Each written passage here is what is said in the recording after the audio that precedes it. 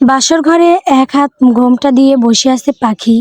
ভয়ে তার বুকটা দুরু দুরু করে কেঁপে উঠছে। কিছুক্ষণ আগে তার বিয়ে হয়েছে তারই ফুফাতো ভাই অরণ্যের সাথে। খুবই আনএক্সপেক্টিং বিয়ে। কলেজ থেকে ফিরতে না ফিরতে পাখির বাবা বলল, পাখি রেডি হও, আজ তোমার বিয়ে অরণ্যের সাথে। কথাটা শোনার পর পাখির মাথায় যেন বাজ পড়ল। যেই লোককে সে দু চোখে দেখতে পারে না তার সাথে বিয়ে অসম্ভব। পাখি তার বাবার পায়ে পড়ে অনেক কেঁদেছিল বিয়েটা না করার জন্য, কিন্তু উনি কিছুতেই শোনেননি। তাই পাখিকে বাধ্য হয়ে এই বিয়েটা করতে হয়। হঠাৎ দরজা খোলার শব্দ হলো। পাখি নড়েচড়ে উঠল ঘোমটার ফাঁকে আর চোখে দেখলো অরণ্যকে।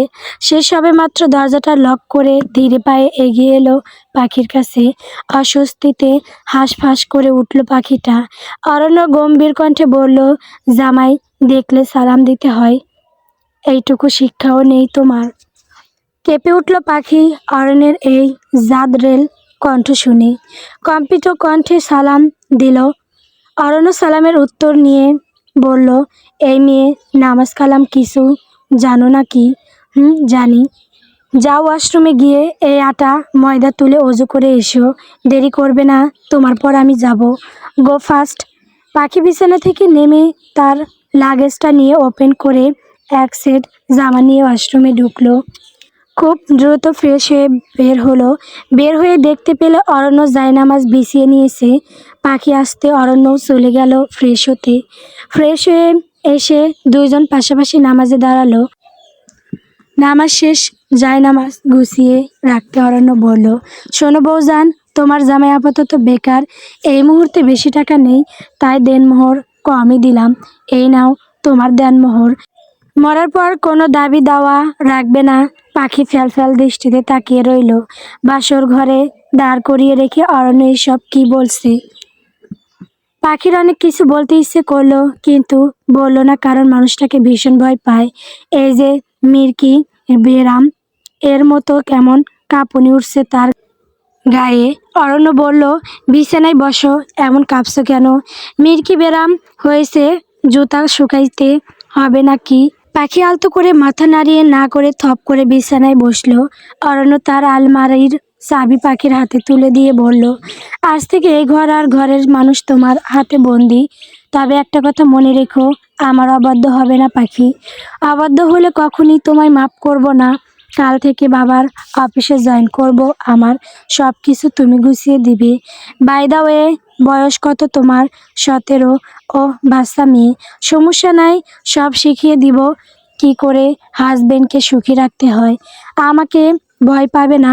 আর শোনো, আজ রাতে তোমার রেস্ট, চুপচাপ শুয়ে পড়ো। বিয়ে করেছি, আস্তে আস্তে ভালোবাসাও তৈরি হবে, টানও তৈরি হবে, কিন্তু কখনো আলাদা রুমে বা আলাদা থাকার কথা বলবে না, মানিয়ে নিবে। দুইজন দুইজনের প্রতি সমান বিশ্বাস আর রেসপেক্ট রাখবে। ক্লিয়ার? পাখি মাথা নাড়ালো। অরণ্য বিরক্তি নিয়ে মুখ দিয়ে সসূচক শব্দ করে বলল, কি ঘাড় নাড়াচ্ছ তখন থেকে? জবান নেই তোমার? মুখ দিয়ে কথা বলো বেশি, মাথা নাড়ালে মাথা ভেঙে দিব। পাখি ভীতু কণ্ঠে বলল, জি, সব মনে থাকবে। ভেরি গুড, যাও গিয়ে শুয়ে পড়ো। আজ তুমি টায়ার্ড, তাই ছাড় দিলাম। কাল থেকে আমাদের দাম্পত্যের জীবন শুরু হবে, তার জন্য প্রস্তুতি নাও। পাখির শুকনো ডোক গিলল। অরণ্য ভ্রু কুঁচকে বলল, অত ডোক গিলছো কেন? পানি খাবে না? ঠোঁটে চুমু খাবে কোনটা? পাখির কান যা যা করে উঠল। অরণ্যের এমন বেহাইয়া পানা কথাতে লজ্জায় নুয়ে গেল। অরণ্য বলল, শোনো মেয়ে, আমার সাথে সংসার করতে হলে তোমাকে হতে নির্লজ্জ বেহাইয়াই। হাজব্যান্ড ওয়াইফ এর মধ্যে লজ্জা নামক পর্দা বেমানান। আসো, ঘুমাবে। পাখি বালিশে মাথা দিয়ে অনেকটা দূরে গিয়ে শুলো। অরণ্য বলল, এত টাকা খরচ করে বউ বিয়ে করেছি কি দূরে শুতে? কাছে এসো, একদম কাছে আসো। তোমাকে কোলবালিশের মতো জড়িয়ে না ধরে ঘুমালে ঘুম আসবে না। খোদা আমাকে ঘর পাপ দিবে। এত সুন্দর রূপসী একটা বউকে কেন দূরে রেখে ঘুমাইলাম? পাখি এবার কেঁদে দিবে ভাব। অরণ্য এক টানে পাখিকে তার কাছে নিয়ে এসে বুকের মধ্যে চেপে ধরে বলল, এবার ঘুমাও বউজান। পরদিন ভোরবেলা হতেই অরণ্য পাখিকে ডেকে তুলে বলল, যাও ফ্রেশ হয়ে নাও, নামাজ পড়বে। এত ভোর ভোর আমি শাওয়ার নিতে পারবো না, ঠান্ডা লাগবে। অরণ্য পাখির দিকে গভীর দৃষ্টিতে তাকিয়ে ঠোঁট কামড়ে হেসে বলল, শাওয়ার নেওয়ার মতো কিছু তো করিনি পাখি আমার, আমি তো শুধু বলেছি ফ্রেশ হয়ে নামাজে দাঁড়াও। আজকালকার মেয়েরা এত পেকে গেছে যে বলতি কলিকাতা বুঝে। অপমানে মুখটা থতমত হয়ে গেল পাখির। ওফ আল্লাহ, ভাগ্য করে সে এমন এক জামাই পেয়েছে যে উঠতে বসতে বাস দিচ্ছে ফ্রি ভাবে। পাখি মনে মনে বলল, ইয়া আল্লাহ, একটু রহমত বর্ষিত করো আমার উপরে, তোমার এই বান্দি আছে মহাবিপদে। পাখি আর বসে না থেকে দ্রুত চলে গেল ওয়াশরুমে। অরণ্য একটু হাসলো। বেশ কিছুক্ষণ পাখি ফ্রেশ হয়ে বের হতে অরণ্য ঢুকলো ওয়াশরুমে। অরণ্য দ্রুত ফ্রেশ হয়ে গায়ে চাদর জড়িয়ে মাথায় টুপি পরে আতর মেখে বলল, দাঁড়িয়ে না থেকে নামাজে দাঁড়াও, আমি মসজিদে যাচ্ছি। পাখি নাড়ালো। অরণ্য দুই কদম এগিয়ে এসে পাখির কপালে তার তপ্ত ঠোঁট ছুঁয়ে দিয়ে বিদায় নিয়ে চলে গেল। পাখি স্তব্ধ হয়ে গেল, কপালটা একটু ছুঁয়ে দিল। সারা শরীরে বিদ্যুৎ এর মতো ঝটকা খেলো পাখি। নামাজ দাঁড়ালো, তার সারা শরীর কেমন কাঁপুনি দিচ্ছে। অরণ্য চৌধুরীরা দুই ভাই এক বোন। বড় ভাই আবির নীল চৌধুরী আর ছোট অরণ্য চৌধুরী। আবির নীল চৌধুরী বিয়ে হয়েছে, তার একটি কন্যা সন্তানও আছে, সে প্লেতে পড়ে। আর অরণ্যের ছোট বোন মিঠি, সে এইবার ক্লাস 9-এ পড়ে। অরণ্যের মা একজন হাউসওয়াইফ আর অরণ্যের বাবা ইলিয়াস চৌধুরী একজন নাম বিশিষ্ট শিল্পপতি। এই হচ্ছে অরণ্যের পরিবার। এখন অরণ্যের এই পরিবারে নতুন সদস্য হিসেবে যুক্ত হয়েছে পাখি। নামাজ শেষ, জায়নামাজ গুছিয়ে রাখলো পাখি। কিচেন রুম থেকে ঝাড়ু এনে রুমটা ঝাড়ু দিয়ে ঘর দর গুছাচ্ছিল। অরণ্য ফিরে এসে বলল, আলমারি থেকে আমার নেভি ব্লু শার্টটা, প্যান্ট, বেল্ট আর আন্ডারওয়্যার বের করে রাখো। তারপর আমার জন্য করা লেগারের আদা দিয়ে চা বানাবে। চিনি ছাড়া আমি কিন্তু কফি খাই না, মনে থাকে যেন। পাখি সংক্ষিপ্তভাবে উত্তর দিয়ে বলল, হুম। পাখি কিচেনে চলে গেল চা বানাতে। কিছুক্ষণ পর চা বানিয়ে নিয়ে এলো পাখি। শুধু চা দেয়নি, সাথে কিছু বিস্কুটও দিয়েছে। অরণ্য একটু হাসলো, কিন্তু সেই হাসিটা পাখিকে দেখালো না। পাখির হাত থেকে চা আর বিস্কুটটা নিয়ে সে খেতে শুরু করলো আর পাখির কাজগুলো দেখছে। অরণ্য পাখিকে বলল, শোনো পাখি, তুমি আমার ব্যক্তিগত, তাই তুমি শুধু আমার কাজ করবে। আমি ব্যতীত অন্য কাউকে না মনে থাকে যেন। জি মনে থাকবে কি তখন থেকে জি জি করছো? একটু তো মিষ্টি করে দেখতে পারো। আমি জানি বিয়েটা তোমার অপছন্দের আর হুট করে হয়ে গেছে, তবে একটা মনে রেখো, আমি স্বামী পরে সবার আগে তোমার ভালো বন্ধু। সব সময় আমার উপর বিশ্বাস রাখবে। কখনো যদি মনে হয় আমি ভুল করেছি বা আমার কাজে ভুল হচ্ছে, তখনই তুমি ভুলগুলো ঠিক করবে। পূর্ণ অধিকার আছে তোমার। অর্ধাঙ্গিনী হও আমার, আর আমার শরীরের অর্ধেক অংশ তুমি। পাখি মন দিয়ে শুনলো অরণ্যের বলা প্রতিটা কথা। বিয়ে নিয়ে আর এই মানুষটাকে নিয়ে তার সংশয় ছিল, এখন সেইটা একটু একটু কাটছে। অরণ্য পাখিকে তার উড়োর উপরে বসিয়ে বলল, একদিন তুমিও আমার প্রণয়ের বাঁধনে পড়বে, মিলিয়ে নিও। বাই দ্য ওয়ে, তুমি খুব সফট পাখি। খাবারের কি শিমুল গাছের তুলা খাও, তাই এরকমের। পাখি একটু হাসলো। কি সুন্দর মিষ্টি হাসি তার, যেন শীতের ভোরের খেজুরের রস। অরণ্য পাখির গালটা টেনে দিয়ে বলল, তোমার হাসিটা খুব রসালো, ইচ্ছে করছে কামড়ে কুমড়ে খাই। সে কি বাজে কথা, তোমার স্বামী বাজে তাই তার কথাও বাজে। অভ্যাস করে নিও সখী, এখন থেকে এগুলো তোমার জন্য অমৃত পানি। এখন রেস্ট নাও, নাস্তা হলে মা ভাবি ডাকি দিবেন। পাখি নিচে নেমে এলো, পরনে তার লাল জামদানি শাড়ি। নিজে নেমে সবাইকে সালাম দিল। পাখি শাশুড়ি লামিয়া মুনতাহার পাখিকে দেখে একগাল হেসে বলল, আয় মা আয়, তোর জন্যই অপেক্ষা করছিলাম। পাখির যা তাবাসুম, কথা বলল, কি গো কেমন কাটলো রাত? আমার দেবর কি বিড়াল মারতে পারলো? পাখি লজ্জায় রাঙা হয়ে আমতা আমতা করে বলল, উফ ভাবি, কি বলছো তুমি? একটু চুপ থাকো। মুখ কিছু আটকে না। অরণ্য একেবারে রেডি হয়ে নিচে নেমে বলল, পাখি সোনা, আমার পাশের চেয়ারে বসো। টাপুর বড় বড় চোখ করে তার শাশুর দিকে তাকিয়ে বলল, আব্বু, শাশু আমায় আর ভালোবাসে না, নতুন শাশুমণিকে আদর করে। অরণ্য বলল, এই পটল স্যুপ তোকে ও ভালোবাসি, কিন্তু তুই বুঝবি না, এখন চুপচাপ খা। অরণ্যের বাবা বলল, মা, পাখি আজ কলেজে যাবে তো? না আব্বু, আজ পাখি আমার রেস্ট নিবে, পড়া যায় না। আজ রাতে ঘূর্ণিঝড় ফরনা আসতে পারে আমাদের ঘরে, তাই না বৌজান? পাখি মাথা নিচু করে রইল। লোকটা এমন করছে কেন? সবার সামনে এমন অস্বস্তিতে ফেলার কোনো মানে হয়? সবাই ওর দিকে তাকিয়ে আছে। সন্ধ্যা 7টা, অফিসে থেকে সবাই ফিরল। পাখি সবাইকে শরবত দিল। অরণ্য শরবতটা নিয়ে এক নিঃশ্বাসে খেয়ে বলল, বৌজান উপরে চলো। সারাদিন পর তোমার জামাইজান অফিসে থেকে ফিরেছে, এখন জামাইজানের সেবা করবে। সারাদিন তোমায় খুব মিস করেছি। পাখি বড় বড় চোখ করে তাকিয়ে রইল অরণ্যের দিকে। এই লোকটা বলে কি সারাদিন অন্তত 5-6 বার করে কল করেছে, আর এখন বলছে মিস করেছে। বাড়ির সবাই মুখ টিপে হাসছে। পাখি লজ্জায় ছিটিয়ে গেল। অরণ্য পাখির হাতটা ধরে বলল, আব্বু, আমি আমার বউকে নিয়ে যাচ্ছি, তুমিও চাইলে তোমার বউকে ঘরে নিয়ে যেতে পারো। ভাইয়া, তুমিও। অরণ্যের বাবা কটমট দৃষ্টিতে তাকালেন ছেলের পানে।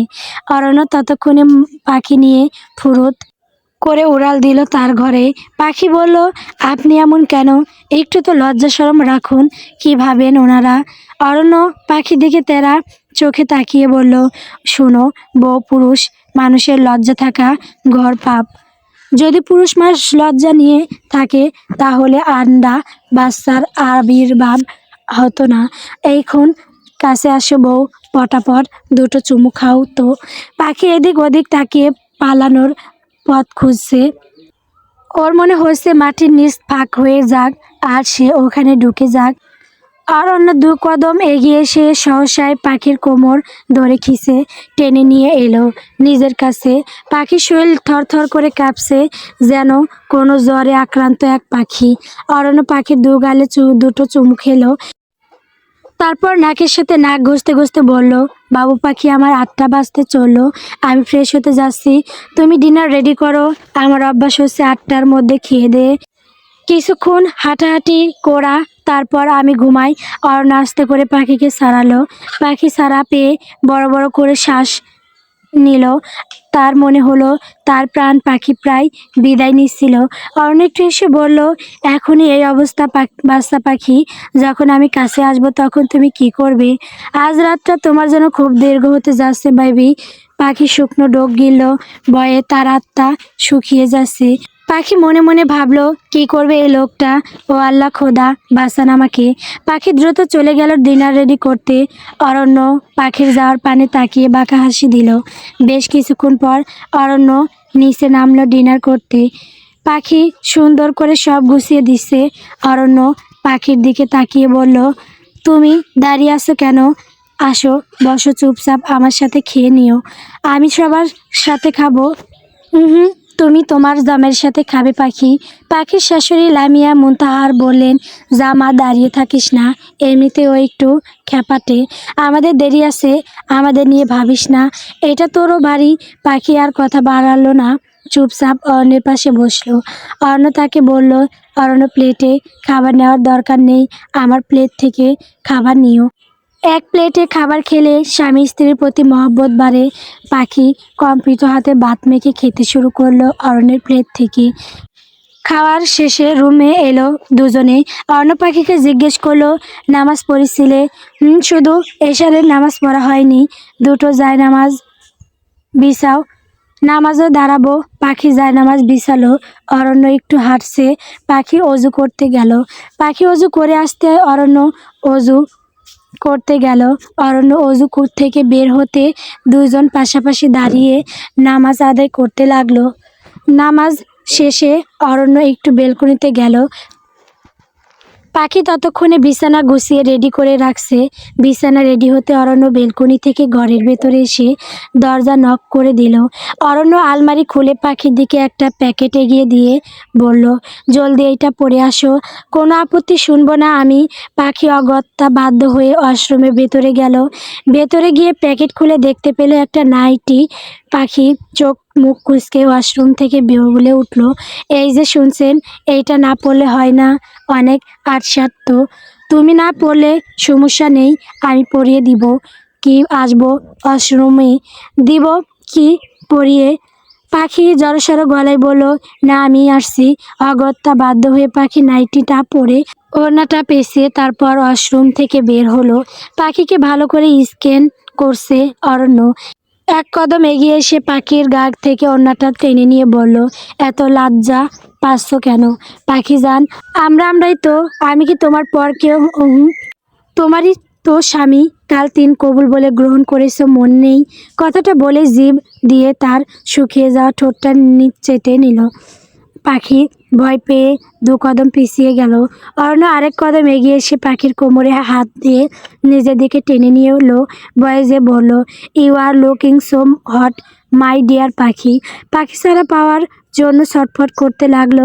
অরণ্য পাখিকে দেওয়ালের সাথে মিশিয়ে নিয়ে পাখির হাত দুটো একদম উপরে পিন করে নিয়ে ওর গলার বাজে মুখ ঘষতে ঘষতে বলল, পাখি আমার, এত ছটফট করছো কেন? দেখছো না স্বামী তোমার সোহাগ করছে, একটি সোহাগটা ফিল করো। একদম ভয় পেও না, তোমায় হাত করব না, শুধু আদর করব। আদরে আদরে তোমার গাটা আমার শরীরের নিচে পিষে ফেলবো। তুমি ছটফট কুগড়ে উঠবে, কিন্তু মুক্তি পাবে না। আজীবন তোমাকে আমার ভালোবাসার উত্তাপ সহ্য করতে হবে। গেট রেডি পাখি। কথাটা শেষ করে দীর্ঘশ্বাস নিয়ে পাখিকে কোলে তুলে নিয়ে বিছানার নরম গদিতে শুইয়ে দিল অরণ্য। আজ তার সমস্ত পুরুষত্ব পাখিকে দিবে, এই তার মনে মনে সংকল্প। অরণ্য পাখির ঠোঁটের সাথে ঠোঁট জোড়া মিলিয়ে দিল। পাখি উহু উহু করছে। অরণ্য পাখির শরীর থেকে নাইটিটা সরিয়ে দিল। ঠোঁটে কামড়ে ধরে তার হাতটা বিচরণ করতে লাগলো পাখির নরম তুলতুলে শরীরে। ঘর জুড়ে ভেসে উঠল অস্ফুট স্বরের গঙ্গানির শব্দ আর গভীর নিঃশ্বাসের শব্দ।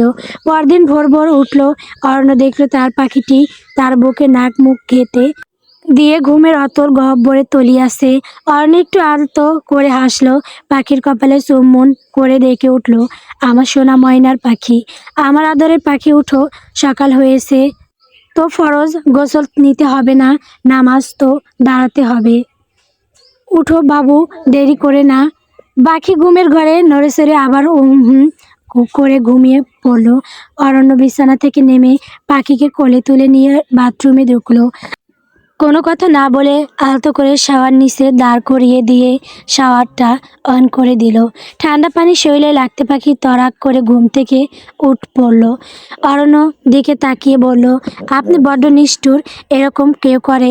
এরকম করে না বলেই তো সবাই অরণ্য চৌধুরী হতে পারে না। আমার এই নিষ্ঠুর গিরির মধ্যেই লুকিয়ে আছে তোমার জন্য অগাধ ভালোবাসার আস্থা। অরণ্য পাখিকে জড়িয়ে ধরে কপালে কিস করলো। শাওয়ারের ধারা দুজনকে ভিজিয়ে দিচ্ছে। শ্বাস শেষ হতে অরণ্য একটা বড় টাওয়াল দিয়ে পাখির নগ্ন ভেজা শরীরটা পেঁচিয়ে দিল। কোলে তুলে রুমে নিয়ে এসে বলল, ড্রেস পরিয়ে নিয়ে জায়নামাজ বিছাও, আমি আর একটু শাওয়ার নিয়ে আসছি। পাখি একটা 3 পিস পরে মাথায় সুন্দর করে গোমটা দিয়ে জায়নামাজ বিছালো। অরণ্য তোয়ালে জড়িয়ে বের হয়ে এসে নিজের ড্রেসটা নিয়ে ওয়াশরুমে ঢুকে ড্রেস পরে অজু করে বের হলো। তারপর পাখি অজু করতে গেল। পাখি অজু করে বের হতেই মসজিদ থেকে ভেসে এলো আজান। ওরা দুইজন নামাজে দাঁড়ালো। নিঃসন্দেহে পাখিটা ভাগ্যবতী, আজকের দিনে এমন জীবনসঙ্গী কয়জন পায়। নামাজ শেষ হতে অরণ্য পাখির মাথায় হাত দিয়ে বিড়বিড় করে দোয়া পড়ে ফু দিল। তারপর পাখির কোলে মাথা রেখে বলল, মাথায় হাত বুলিয়ে দিও, একটু ঘুমাবো। এইভাবে জায়নামাজ ওপরেই পাখি আমার কপালে একটু চুমু দিও, জামাইকে যত ভালোবাসবে তত সব পাবে। পাখি মাথা ঝুঁকিয়ে আলতো করে অরণ্যের কপালে চুমু খেলো কম্পিত ঠোঁটে। অরণ্য চোখ বন্ধ করে বলল, আমার জীবনের সেরা প্রাপ্তি তুমি। কথা দিও কখনো ছেড়ে যাবে না কারণে অকারণে। আমি শুধু তোমায় নিয়ে থাকতে চাই। তুমি আমার হৃদয়ের সর্বা। অরণ্য নাস্তা করে বের হওয়ার সময় পাখির দিকে তাকিয়ে বলল, আম্মু আমার বাবুকে রেখে যাচ্ছি, দেখে রেখো। ওর যেন কোনো কষ্ট না হয়। আর খবরদার ওকে দিয়ে কোনো কাজ করাবে না, বাচ্চা তো। পাখি ঠোঁট উল্টে দাঁড়িয়ে রইল। অরণ্যের বাবা ইলিয়াস চৌধুরী বললেন, এই ছেলে মুখে লাগাম দাও। ভুলে যাচ্ছ আমরা তোমার মা বাবা। একটু তো সংযত রাখো নিজেকে। নোন এবার আমার 10টা না 5টা না, একটা মাত্র বউ। তার খেয়াল আমি রাখবো না তো কে রাখবে আব্বু? বউটা আমার, তাই দায়িত্বটাও আমার। টুপুর আর মিঠি যে তোমার চোখের সামনে, সেইটা কি খেয়াল নেই? এই বাচ্চারা কি শিখবে তোমার থেকে? অর্ণ বাঁকা চোখে টুপুর আর চিঠির দিকে তাকিয়ে দেখলো তার নাস্তা সেরে তার দিকে ট্যাপ ড্যাপ করে তাকিয়ে আছে। অরণ্য বলল, এই বাচ্চারা কানে হাত দাও তো, আমি এখন গভীর আলোচনায় আছি। পাখি আর সামলাতে পারল না। সে অরণ্যের ল্যাপটপ ব্যাগটা চেয়ার থেকে নিয়ে বলল, এই নিন আপনার ব্যাগ, দেরি হয়ে যাচ্ছে না? অরণ্য পাখির দিকে এক পলক তাকিয়ে সহসা তার হাত থেকে ব্যাগটা নিয়ে মাথার ঘোমটা ঠিক করে দিয়ে বলল, বাবু আমার সাবধানে থেকো, ঠিক মতো খেয়েও। আমার বাড়ি ফিরতে আজ লেট হবে, টেনশন করো না, আমি পৌঁছে ফোন দিব। কথাটা শেষ করে অরণ্য পাখির ললাটে তপ্ত চুমু খেলো। আবির অরণ্যকে টেনে নিয়ে গেল। পাখি লামিয়া মুনতাহারের দিকে তাকিয়ে বলল, মামুনি উনি এমন কেন? ও একটু পাগলি, কিন্তু তার মনটা খাঁটি, তোকে ভালোবাসে ভীষণ। কথা মিঠি আর টুপুরের দিকে তাকিয়ে বলল, চলো তোমাদের স্কুলে দিয়ে আসি। মিঠি পাখিকে জড়িয়ে ধরে বলল, ভাবি আমি আসছি, যাও সাবধানে। টুপুরও পাখিকে জড়িয়ে ধরে বলল, চাচিমণি স্কুল থেকে এসে আমার সাথে খেলা করবে? হ্যাঁ সোনা, করবো তো খেলা। কথা ওদের নিয়ে চলে গেল। লামিয়া মুনতাহার বলল, আয় মা, দুইজন গল্প করি, কাল তোর বাবা আসবেন তোকে নিতে। পাখি একটু এসে জিজ্ঞেস করলো, মামুনি উনি কি আগে থেকে আমাকে ভালোবাসেন?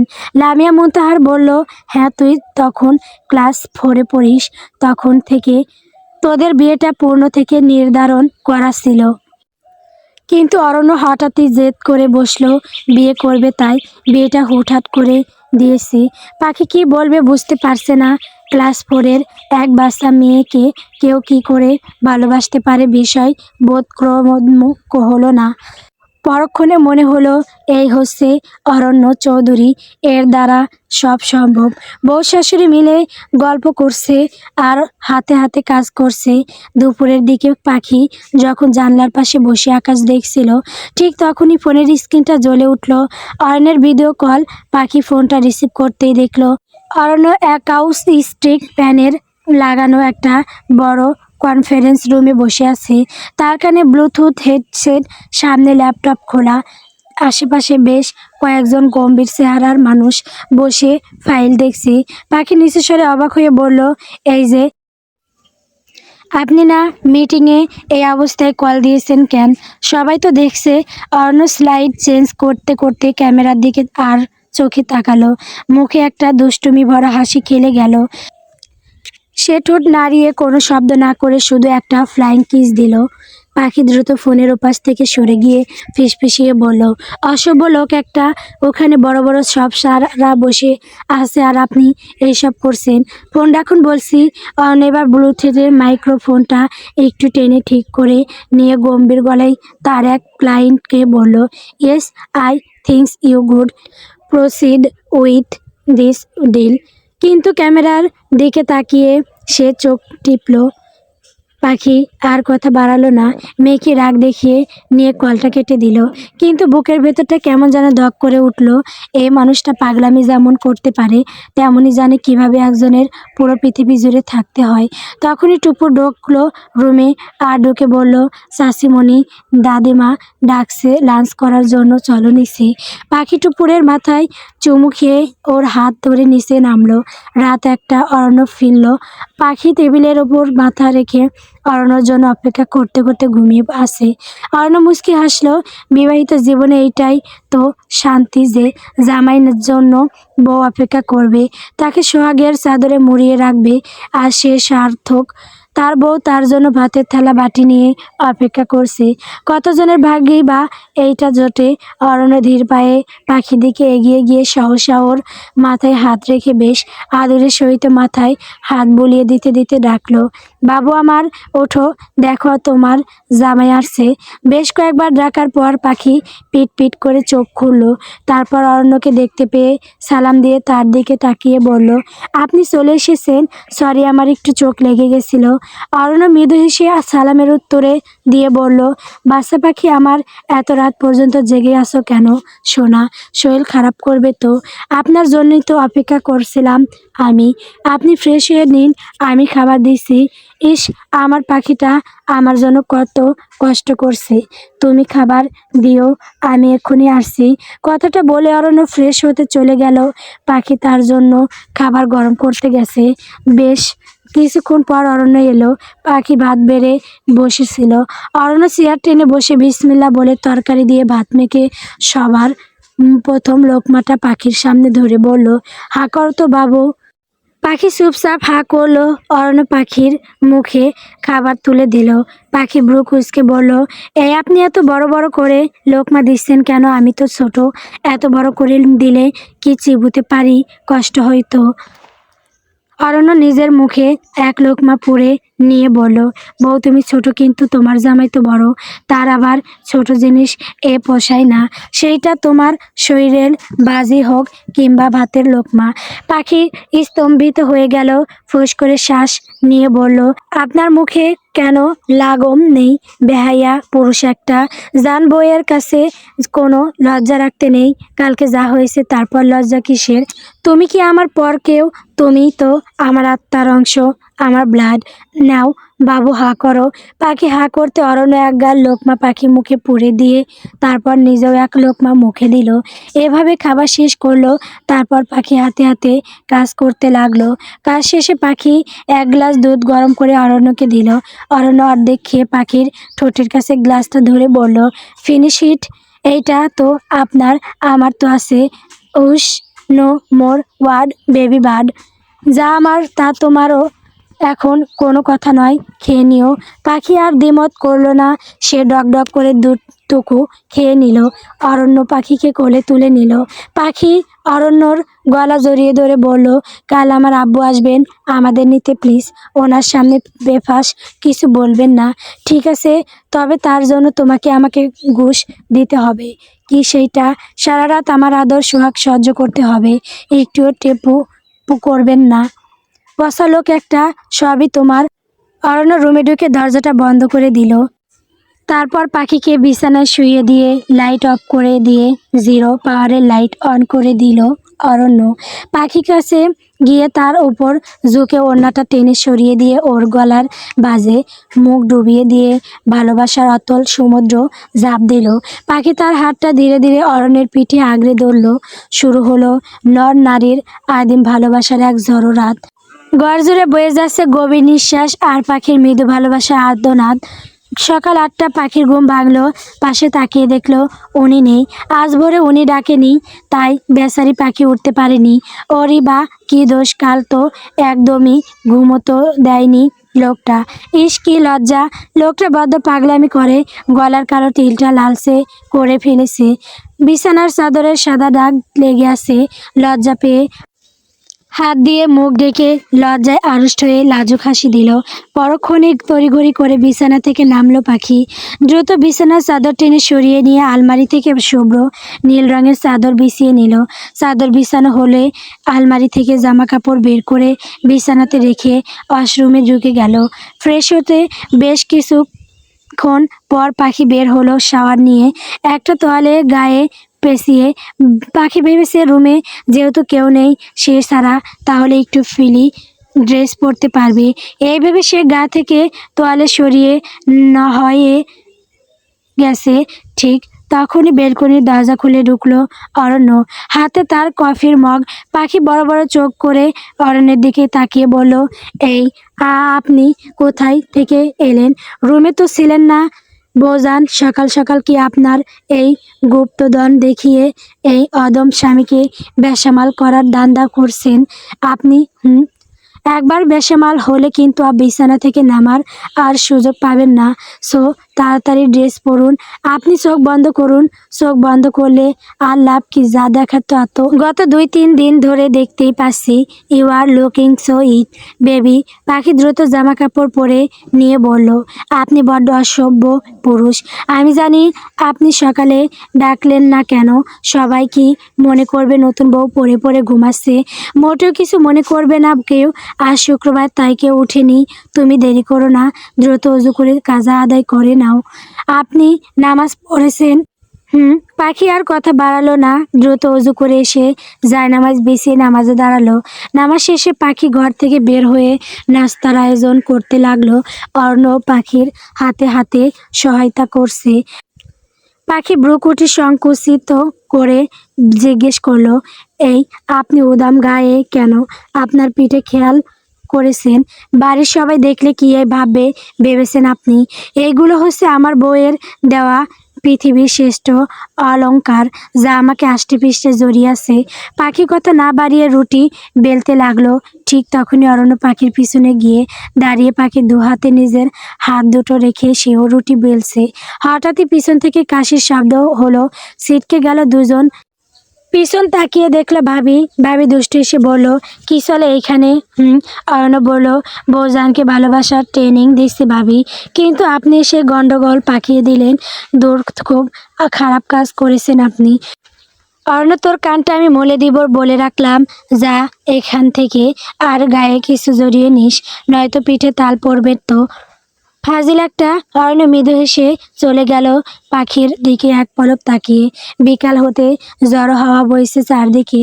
আকাশে মেঘ ডাকছে, যে কোনো সময় বৃষ্টি নামবে। কিছুক্ষণ আগে পাখি আর অরণ্য এসেছে পাখিদের বাড়িতে, অথচ অরণ্য পাখির বাপের বাড়ি এসেই একটু বেরিয়েছে। পাখি টেনশনে পাসারি করছে। আসরের আজান পড়ছে সবখানে। পাখির মা রোকসানা বেগম এলেন পাখির ঘরে। এসে দেখলেও পাখি অস্থির হয়ে পা সারি করছে রুম জুড়ে। তিনি বলে উঠলেন, কিরে মা, এরকম করছিস কেন? কেন করব না আম্মু, উনি তো এখন আসছেন না। কোথায় গেলেন উনি? চলে আসবে, কাছে পিঠেই আছে। ও তো অস্থির হয়ে চলে না, তুমি কি বুঝবে আম্মু? তোমার জামাই তো ঘরে। রোকসানা বেগম তাজ্জব হয়ে মেয়ের দিকে তাকালেন। পাখিও পরক্ষণে জিভ কাটলো। ইস, সবটা ওই লোকের জন্য। কথাই আছে না, সঙ্গদোষে লোহাবাসে। পাখিরও তেমন অবস্থা। বিয়ের 3টা দিন যেতে না যেতেই অর্ণের টোনে কথা বলা শুরু করেছে। আজ আসুক লোকটা, খবর আছে। বৃষ্টি পড়তে শুরু করলো এই ভূপৃষ্ঠে। ঠিক তখনই কলিং বেল বেজে উঠলো। শব্দে পাখি দৌড়ে গিয়ে দরজা খুললো। খুলে দেখলো অরণ্য এসেছে হাতে ফলমূল মিষ্টি নিয়ে। বৃষ্টির হাত সাথে শার্টের আংশিক অংশ ভেজা। পাখি অরণ্যের হাত থেকে প্যাকেটগুলো নিয়ে মেকি রাগ দেখিয়ে বলল, এই আপনি না বলে হুটহাট কোথায় বেরিয়েছিলেন? আমার টেনশন হয় না বুঝি? অরণ্য ঠোঁট কামড়ে হেসে উঠল।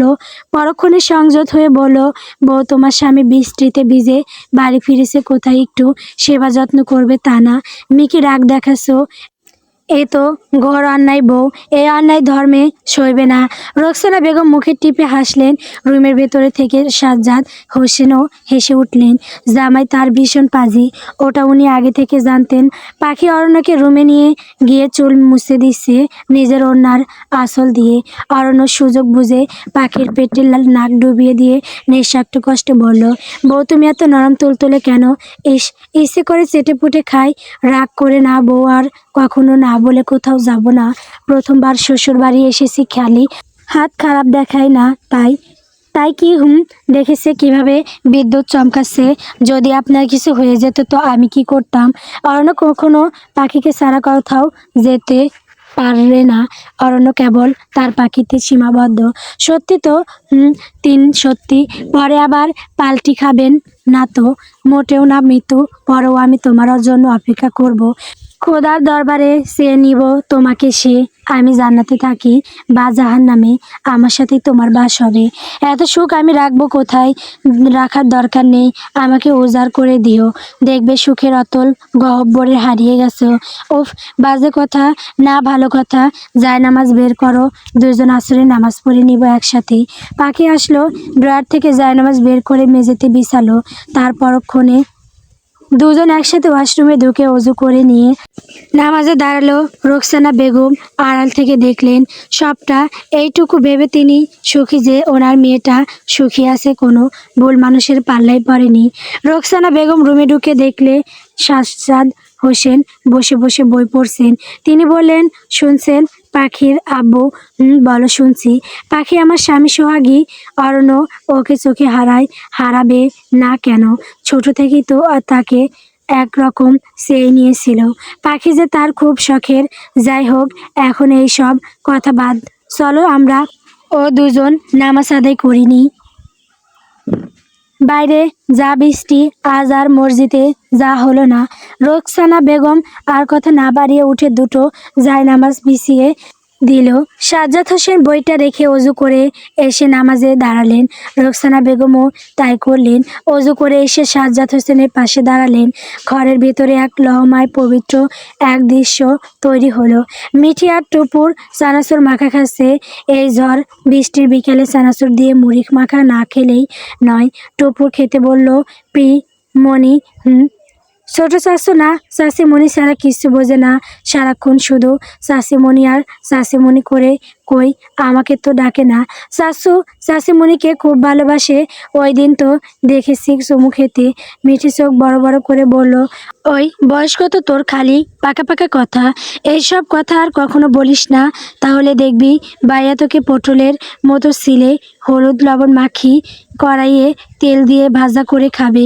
টুপুর খাওয়া থামিয়ে দিয়ে অসহায় দৃষ্টিতে মিঠির দিকে তাকিয়ে বলল, ছোট বলে সবাই ভয় দেখায়, আগে বড় হই তখন আর কেউ ভয় দেখাবে না। এই পটল কষ্ট পাস না, তোকে আমি কমপ্লেন খাওয়াবো যাতে তাড়াতাড়ি লম্বু হতে পারিস। টুপুর খাওয়া বাদ দিয়ে এক ছোট তার মার কাছে গেল। টুপুরের মা তখন কাজ করছিল। মেয়েকে ছোট আসতে দেখে তখন বলল, আমার আম্মাটার কি হয়েছে, অমন ছুটে আসছে কেন? আমাকে কমপ্লেন দিবা, সাথে একটু গরম দুধও দিবা, যাতে ছোট চাচু আর আমাকে পটলের মতো না বাঁচতে পারে। ও আমার আম্মাটা তাহলে লম্বা হতে চাই। চাচুর সাথে টক্কর নিতে ছোট টপুর মাথা নাড়িয়ে সম্মতি। টপুরে মা হাসতে লাগলো। তারপর টপুরকে কোলে নিয়ে গালে চুমু খেয়ে বলল, আমার আম্মা এখন বিছানাতে বসেন, আপনার জন্য ফল কেটে আনি, ফল খেলে লম্বা হব, ছোট চাচুর সমান হব। মা? জি আম্মা বলেন। আমাকে একটা ভাই এনে দাও, তারপর সেই ভাইয়ের সাথে চাচিমণির বিয়ে দিব, তখন দেখব ছোট চাচু কি করে। বেশ ভাব নিয়ে টুপুর কথাটা বলেছি। দরজার সামনে ভাবে দাঁড়িয়েছিল মিঠি। সে বলল, তখন তোর ছোট চাচু তোকে চিকেন তন্দুরি বানিয়ে খাবে। মনির কথা শুনে মুখ বাঁকালো টুপুর। ভাবটা এমন যেন কত বড় মুরব্বি। মিঠি ফিক করে হেসে উঠল। টুপুরের মা তখন চলে গেল মেয়ের জন্য ফল কাটতে। টুপুরের মা টুপুরের কথা শুনে একা একাই হাসছে। বেলকনিতে বসে চা খাচ্ছে পাখি আর অরণ্য। বৃষ্টি এখনো পড়ছে। বৃষ্টি পড়ার কারণে লোডশেডিং হয়েছে। অরণ্য এসি ছাড়া থাকতে পারে না সে, শীত হোক কিংবা গরম। তাই পাখি অরণ্যকে নিয়ে বেলকনিতে বসেছি।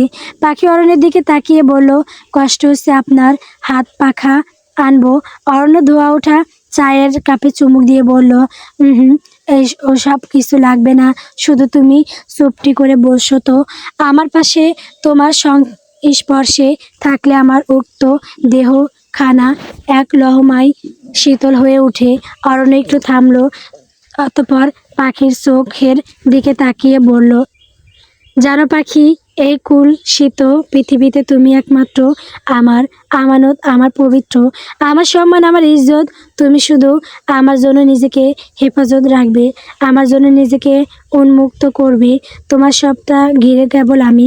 এত কেন ভালোবাসেন আমায় অরণ্য? কারণ এই অরণ্যের বুকে পাখির বাস, তাই। তোমার আমার ভালোবাসা সাগরের চাইতেও বিশাল। এই কোনো বাঁধনে বাঁধতে চাইছেন আমায়। প্রণয়ের বাঁধনে, মায়ার বাঁধনে, পবিত্র বাঁধনে বেঁধেছি তোমায় আমৃত্যুর জন্য।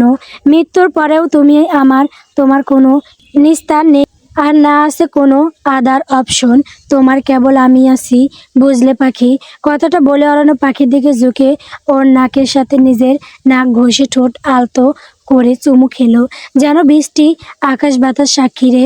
সে ঘোষণা দিচ্ছে যে এ মেয়েটি কেবল তার, আর কারণ নয়। কেউ তার দিকে তাকাবি না। অরণ্য পাখির কপালে নিজের কপাল ঠেকালো। পাখির হৃদস্পন্দন তখন দ্রুত হারে বৃদ্ধি পাচ্ছে। জীবনে সে হয়তো খুব পূর্ণ করেছিল, সেই পূর্ণ হিসেবে এই অরণ্য চৌধুরী মিলেছে। এই বউ শোনো, ভালোবাসি গো, ভালোবাসি, বহুত ভালোবাসি। এই ভালোবাসা কতদিন থাকবে? লোকে তো বলে পুরনো হলে নাকি ভালোবাসা কমে, সে মানুষের ক্ষেত্রে হোক আর আসবাবপত্রের ক্ষেত্রে হোক। তোমার ক্ষেত্রে আমার ভালোবাসা মৃত্যুর পরেও থাকবে। তুমি আমার অক্সিজেন, যে অক্সিজেনটা মৃত্যুর পরেও আমার লাগবে, সহস্র বছরেও লাগবে। যেই নেশা ছাড়া এই অরণ্য অচল, বুঝলে সোনা পাখি আমার। পাখি অরণ্যের বুকে মুখ লুকালো। অরণ্যের গা থেকে আসা পুরুষালীর গন্ধে কেমন নেশাক্ত হচ্ছে পাখি। গাটা কেমন থরথর করে কাঁপুনি দিচ্ছে, যেন কোনো জ্বরে আক্রান্ত রোগী। অরণ্য আরো নিবিড়ভাবে জড়িয়ে ধরল। সকাল 8টা। জানালার পর্দা ভেদ করে আসা স্নিগ্ধ রোদে ঘরটা বেশ মায়াবী দেখাচ্ছি। পাখি ভীষণ ব্যস্ত হাতে অরণ্যকে তৈরি করে দিচ্ছে। টায়ের নটটা ঠিক করতে করতে অরণ্যের শার্টের বোতামগুলো আরেকবার চেক করে নিল সে।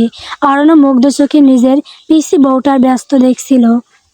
পাখির এমন সিরিয়াস রূপ দেখেও ঠোঁটের কোণে হাসি টিপে বলল, বা আজ আমার বউটা হঠাৎ এত লক্ষ্মী হয়ে গেল যে? কোনো বিশেষ কারণ? পাখি কাজ থামিয়ে গাল ফুলিয়ে আহ্লাদি সুরে বলে উঠল, ও তোমার মানে এতদিন আমি লক্ষ্মী মেয়ে ছিলাম না, এটাই তো বলতে চাইছেন, তাই না? অরণ্য আর লোভ সামলাতে পারল না।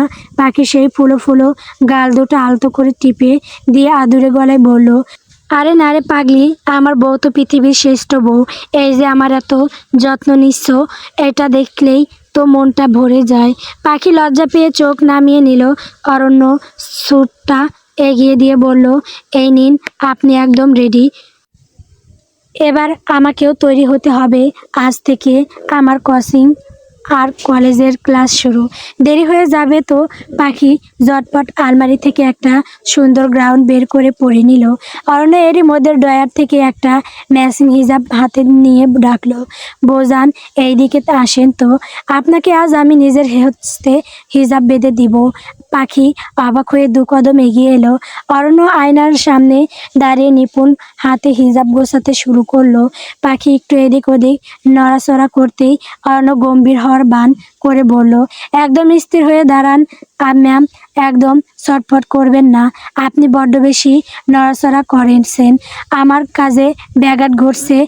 হিজাবটা পিন দিয়ে সেট করতে করতে অরণ্য হঠাৎ পাখির চোখের দিকে তাকিয়ে খুব নিচু কিন্তু গভীর গলায় বলল, শুনুন মেরি জান, আপনি এখন বিবাহিত।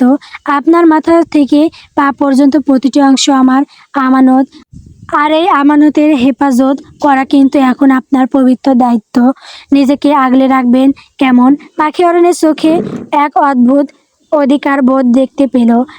মনের করে জমে থাকা দীর্ঘদিনের হিমন্যতা থেকে সে বলেও ফেলল, আপনি কেন আমার মতো একটা কালো ভূতকে এত যত্ন করেন বলুন তো? আমি তো দেখতেও তেমন সুন্দর না। কথাটা শোনা মাত্র অরণ্যের হাত থেমে গেল। ওর সোয়াল শক্ত হয়ে এলো। পাখির বাহু ধরে নিজের দিকে টেনে এনে ডোমকের সুরে বলল, পাখি, একদম টেনে এক চড় দেব। নিজেকে কালো ভূত বলে কোন সাহসে? তুমি কালো নও, তুমি হলে স্নিগ্ধ শ্যামবর্তী কন্যা। তুমি আমার হৃদয়ের সেই প্রেমময় পুষ্প, যার সুবাসে আমার সারাটা অস্তিত্ব মোমো করে। আর কখনো নিজেকে নিয়ে এমন তুচ্ছ কথা বলবে না বউ। তোমার এই একটা কথা আমার কলিজায় ধারালো ছুরির মতো গিয়ে লাগে, হৃদয়টা ক্ষত বিক্ষত হয়ে যায়। প্রমিস করো, এমন কথা বলে আর কখনো আমাকে কষ্ট দেবে না। অরণ্যের চোখের সেই বেকুলতা দেখে পাখির বুকটা কেঁপে উঠল। ও বুঝতে পারলো এই মানুষটা তাকে কতটা গভীর থেকে ভালোবাসে।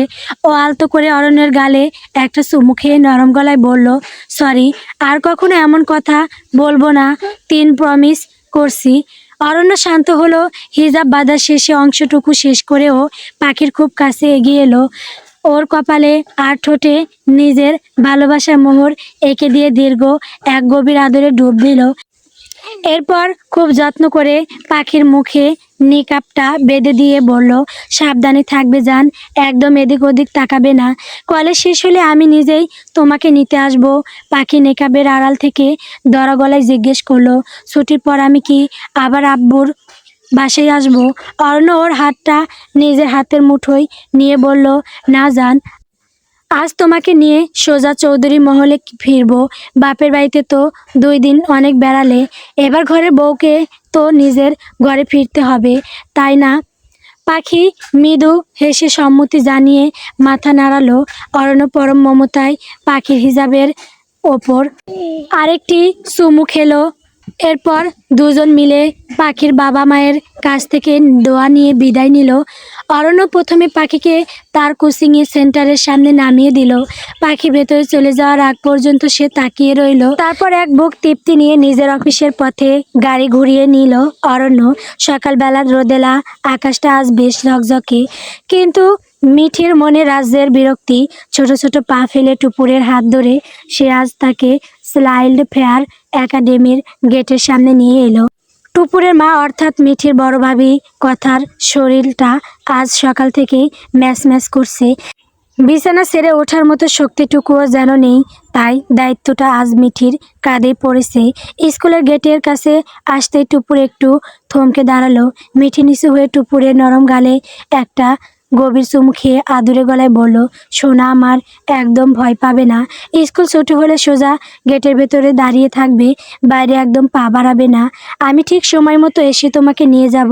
টুপুর বড় বড় চোখে তাকিয়ে তার আদো আদো গলায় জিজ্ঞেস করলো, পিমনি, তুমি তাড়াতাড়ি নিতে আসবে তো? বেশি দেরি করবে না কিন্তু? মিঠি এসে ফেলে ওর মাথায় হাত বুলিয়ে দিয়ে বলল, হ্যাঁ আম্মুনি, একদম কথা দিচ্ছি, খুব সাবধানে থেকো। আর হ্যাঁ, মনে দিয়ে ক্লাস করবে, মিস যা বলবে তাই শুনবে, একদম দুষ্টুমি করবে না কিন্তু। টুপুর মাথা নেড়ে বাধ্য মেয়ের মতো ব্যাগটা কাঁধে নিয়ে স্কুলের ভিতরে ঢুকে গেল। মিঠি দীর্ঘ একটা তপ্ত শ্বাস ছাড়ল। টুপুরকে তো স্কুলে ঢুকিয়ে দিল, কিন্তু তার নিজের আজ স্কুলে যেতে এক ফোঁটাও ইচ্ছে করছে না। মাঝে মধ্যে তার মনে হয় এই স্কুল কলেজ আর পড়াশোনার সিস্টেমটা কোনো মানুষ আবিষ্কার করেছিল। সে যদি আজ সামনে থাকতো তবে মিঠি নির্ঘাত তাকে দোসার কথা শুনিয়ে দিত। কি হতো এইসব আবিষ্কার না হলে? মানুষ কি অন্যভাবে বড় হতে পারতো না? অন্তত এই রোজ রোজ রোদে পুড়ে বৃষ্টিতে ভিজে স্কুলের যাতা কলে পিষ্ট হতে হতো না। স্কুলের সামনে আর এক মুহূর্ত না দাঁড়িয়ে মিঠি দ্রুত পা চালিয়ে গাড়িতে উঠে বসলো। তবে বাড়ির পথে নয়, সে ড্রাইভারকে নির্দেশ দিল পাশের বড় ফার্মেসিতে যেতে। ফার্মেসিতে বসে বেশ সাবধানে একটা প্রেগনেন্সি কিট কিনলো সে। বাবির অসুস্থতা আর বর্তমানে পরিস্থিতি মিলিয়ে মিঠির মনে এক অদ্ভুত কৌতূহল আর আনন্দ খেলা করছে। কিটটা ব্যাগে পরে সে দ্রুত বাড়ির দিকে রওনা দিল। বাড়িতে পা দিয়েই সে সোজা বাবির ঘরে ছুটল। উত্তেজনায় তার বুক ধড়ফড় করছে। দরজার কাছে গিয়ে চুপি চুপি ডাকলো, ভাবি, ভাবি, এই নিন আপনার জিনিসটা। কথা কিটটা হাতে নিতে তার ফর্সা মুখটা লজ্জায় আর এক অজানা আবেশে লাল হয়ে উঠল। সে মিঠির দিকে তাকিয়ে একটু লাজুক হাসলো। তারপর নিঃশব্দে কিটটা নিয়ে ওয়াশরুমের দিকে চলে গেল। মিঠি বাইরে দাঁড়িয়ে একটা স্বস্তির নিঃশ্বাস ফেলল। রোদে ঘোরাঘুরি করে তার সারা শরীর যেন আগুনের মতো তপ্ত হয়ে আছে। সে একজন কাজের লোককে ডেকে বলল, আমাকে এক গ্লাস ঠান্ডা লেবুর শরবত দিয়ে যাও তো বাপু, রোদে সিদ্ধ হয়ে একদম ভর্তা হওয়ার দশা আমার। খানিকক্ষণ পর শরবতের গ্লাস নিয়ে ঘরে ঢুকলেন মিঠির মা, লামিয়া মুনতাহা। তিনি গ্লাসটা টেবিলে রেখে বললেন, এই নে মা তোর শরবত, খেয়ে একটু জিরিয়ে নে। মিঠি অবাক হয়ে মায়ের দিকে তাকালো। সে তো একজন সাহায্যকারীকে ডেকেছিল, মা কেন কষ্ট করে এলেন? সে গ্লাসটা হাতে নিয়ে চিন্তিত গলায় বলল, আম্মু, তুমি কেন নিয়ে এলে? তোমার না আজ হাঁটুর ব্যথা আবার বেড়েছে? যাও তো, গিয়ে একটু বিশ্রাম নাও। শরীর নিয়ে এভাবে টানাটানি করো না একদম। কলেজের মূল গেট দিয়ে বের হতেই এক ঝলক ঠান্ডা বাতাস পাখির শরীরে দোলা দিয়ে গেল। হাতে তার প্রিয় এগ রোল, কিন্তু সেদিকে ঠিক মন নেই। আকাশের মুখটা আজ বড্ড বার। কালো মেঘেরা দল বেঁধে ছুটছে, যে কোনো মুহূর্তে ঝমঝমিয়ে বৃষ্টি নামবে। পাখি ঠোঁট উল্টে কবজির ঘড়িটার দিকে তাকালো। অরণ্য তো এখনই আসার কথা ছিল, অথচ লোকটার দেখা নেই। একটু অভিমান নিয়েই ফোনটা বের করে অরণ্যর নাম্বারে ডায়াল করলো সে। রিং হওয়ার সাথে সাথেই অপাশ থেকে ফোনটা রিসিভ হলো। অরণ্য কিছু বলার আগেই পাখি চপল স্বরে বলে উঠল, আসসালামু আলাইকুম জামাইজান, আপনি কোথায়? কখন আসবেন? ওপাশটা হঠাৎ নিস্তব্ধ হয়ে গেল। অরণ্য যেন পাথরের মতো জমে গেছে। ফোনের স্পিকারে শুধু দুজনের নিঃশ্বাসের শব্দ শোনা যাচ্ছে। পাখির ওই জামাইজান ডাকটা অরণ্যর কর্ণকুহর হয়ে সরাসরি হৃৎপিণ্ডে গিয়ে আঘাত করেছে। নিজেকে সামলে নিয়ে অরণ্য ধীরলয়ে সালামের উত্তর দিল। তার কণ্ঠস্বর আজ একটু বেশি ভারী। এভাবে ডেকো না বউ, বুকে বড্ড লাগে। তোমার ওই একটা ডাক আমাকে মাঝ রাস্তায় বেসামাল করে দেওয়ার জন্য যথেষ্ট। আমি একদম কাছাকাছি চলে এসেছি, একটু সবুর করো বউজান। পাখি ফোনটা কেটে দিয়ে তৃপ্তি নিয়ে এক রোল চিবোতে লাগলো। মনের সুখে গুনগুন করে গেয়ে উঠল, আয় সজনী গান করি। গলা মারাইয়া পাশে দাঁড়িয়ে থাকা বান্ধবী তমা চোখ ছানা বড়া করে পাখির দিকে তাকিয়ে আছে। তমা অবাক হয়ে ব্রু কুঁচকে বলল, কি দেখছিস অমন হাঁ করে? তোর হলোটা কি? যেই মেয়ে বিয়ের নাম শুনলে ভয়ে কাঁপতো, অরণ্য ভাইকে দেখলে জমের মতো ভয় পেতিস, আজ তাকে অবলীলায় জামাইজান বলছে। কাহিনী কি দোস্ত? পাখি রহস্যময় হাসি হেসে বলল, তুই বুঝবি না খুটকি, এটা ওনার দেওয়া এক স্পেশাল টনিক। এই টনিক পান করলে যেমন ব্যথা লাগে, তেমনি এক অদ্ভুত সুখও লাগে। আগে বিয়েটা হোক, তারপর বুঝবি এই নেশার মাহাত্ম্য। কথার মাঝে আকাশ ভেঙে বৃষ্টি নামলো। ওরা দৌড়ে পাশের একটা টিনের চাল দেওয়া টং দোকানে আশ্রয় নিল। ঠিক সেই মুহূর্তেই অরণ্যর সদা গাড়িটা এসে থামলো দোকানের সামনে। বৃষ্টির ঝাপটা অপেক্ষা করে অরণ্য দ্রুত গাড়ির দরজা খুলে নামলো। এক হাতে ছাতা ধরে পাখিকে সযত্নে আগলে গাড়িতে তুলে নিল সে। তারপর একটি খালি রিক্সা ডেকে তমাকে বলল, তমা তুমি সাবধানে এই রিক্সায় করে চলে যাও। তমা সম্মতি জানিয়ে বিদায় নিল। গাড়িতে উঠেই পাখি তার আদা খাওয়া এগ রোলটা অরণ্যের দিকে বাড়িয়ে দিল। অরণ্য মৃদু হেসে তাতে এক কামড় বসিয়ে ড্রাইভারকে ইশারায় গাড়ি চালানোর নির্দেশ দিল। গাড়ি চলতে শুরু করলে অরণ্যের সমস্ত মনোযোগ গিয়ে পড়ল পাশের সিটে বসা মেয়েটির উপর। অরণ্য এক ঝটকায় পাখিকে নিজের কোলে টেনে নিল। হিজাব আর নেকাব পরা অবস্থায় পাখির কেবল টানা টানা চোখ দুটো দেখা যাচ্ছে। অরণ্যের হাতের স্পর্শে শিরশির করে উঠল পাখির শরীর। অরণ্য খুব সন্তর্পণে পাখির মুখের নিকাবটা আগলা করে দিল, যাতে ওর স্নিগ্ধ মুখখানি স্পষ্ট দেখা যায়। নেশালো গলায় বলল, বিয়ের পর আজ তোমার প্রথম কলেজ ছিল, কেমন কাটলো দিনটা? পাখি অরণ্য প্রশস্ত বুকে মাথা রেখে ফিসফিস করে বলল, ভালোই, তবে আপনাকে অনেক মিস করেছি। মনে হচ্ছিল সময়গুলো যেন কাটতেই চাইছে না। কথাটা শোনা মাত্র অরণ্যর হৃদয়ে যেন পলাশ বৃষ্টির জোয়ার এলো। উত্তপ্ত বুকটা এক নিমেষেই শীতল নদীর মতো হয়ে গেল। অরণ্য নিজের নাকটা পাখির নরম গালে ঘষতে ঘষতে পাগল করা এক কণ্ঠে বলল, ও আমার ছোট পাখি, আমি যে তোমাতে কতটা তাল মাতাল হয়ে যাচ্ছি তুমি কি একটুও বোঝো না? ও পাখি, পাখি চোখ বুজে উত্তর দিল, ভালোবাসো আমায়? অরণ্যের কণ্ঠ এক অদ্ভুত আকুতি। পাখি এবার অরণ্যের গলার কাছে মুখ ডুবিয়ে দিয়ে বলল, বাসি তো। আমি তো কেবল এই এক অরণ্যতে আসক্ত হয়ে গেছি জান। আপনার স্পর্শ না পেলে আমার স্বস্তি মেলে না, বুকে এক অজানা দহন হয়। আপনি হচ্ছেন আমার সেই তৃষ্ণা, যা দুনিয়ার কোনো পানিতেও মিটবে না। অরণ্য আবেগপ্রবণ হয়ে পাখির ঝিঝাপের উপর দিয়েই কপালে দীর্ঘ এক চুমু খেল। বৃষ্টির শব্দ তখন গাড়ির ছাদে ড্রাম বাজানোর মতো শোনাচ্ছে।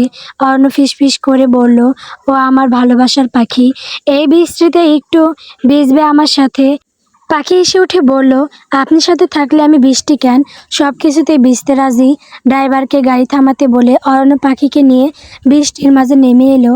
অরণ্য পাখিকে নিজের বুকের সাথে আষ্টে পিষ্টে জড়িয়ে ধরে আকাশের দিকে তাকিয়ে মনে মনে বলল, এই বৃষ্টিকে সাক্ষী রেখে বলছি, আমার বুকে লেপ্টে থাকা এই শ্যামবতী কন্যাকে আমি নিজের থেকেও বেশি ভালোবাসি।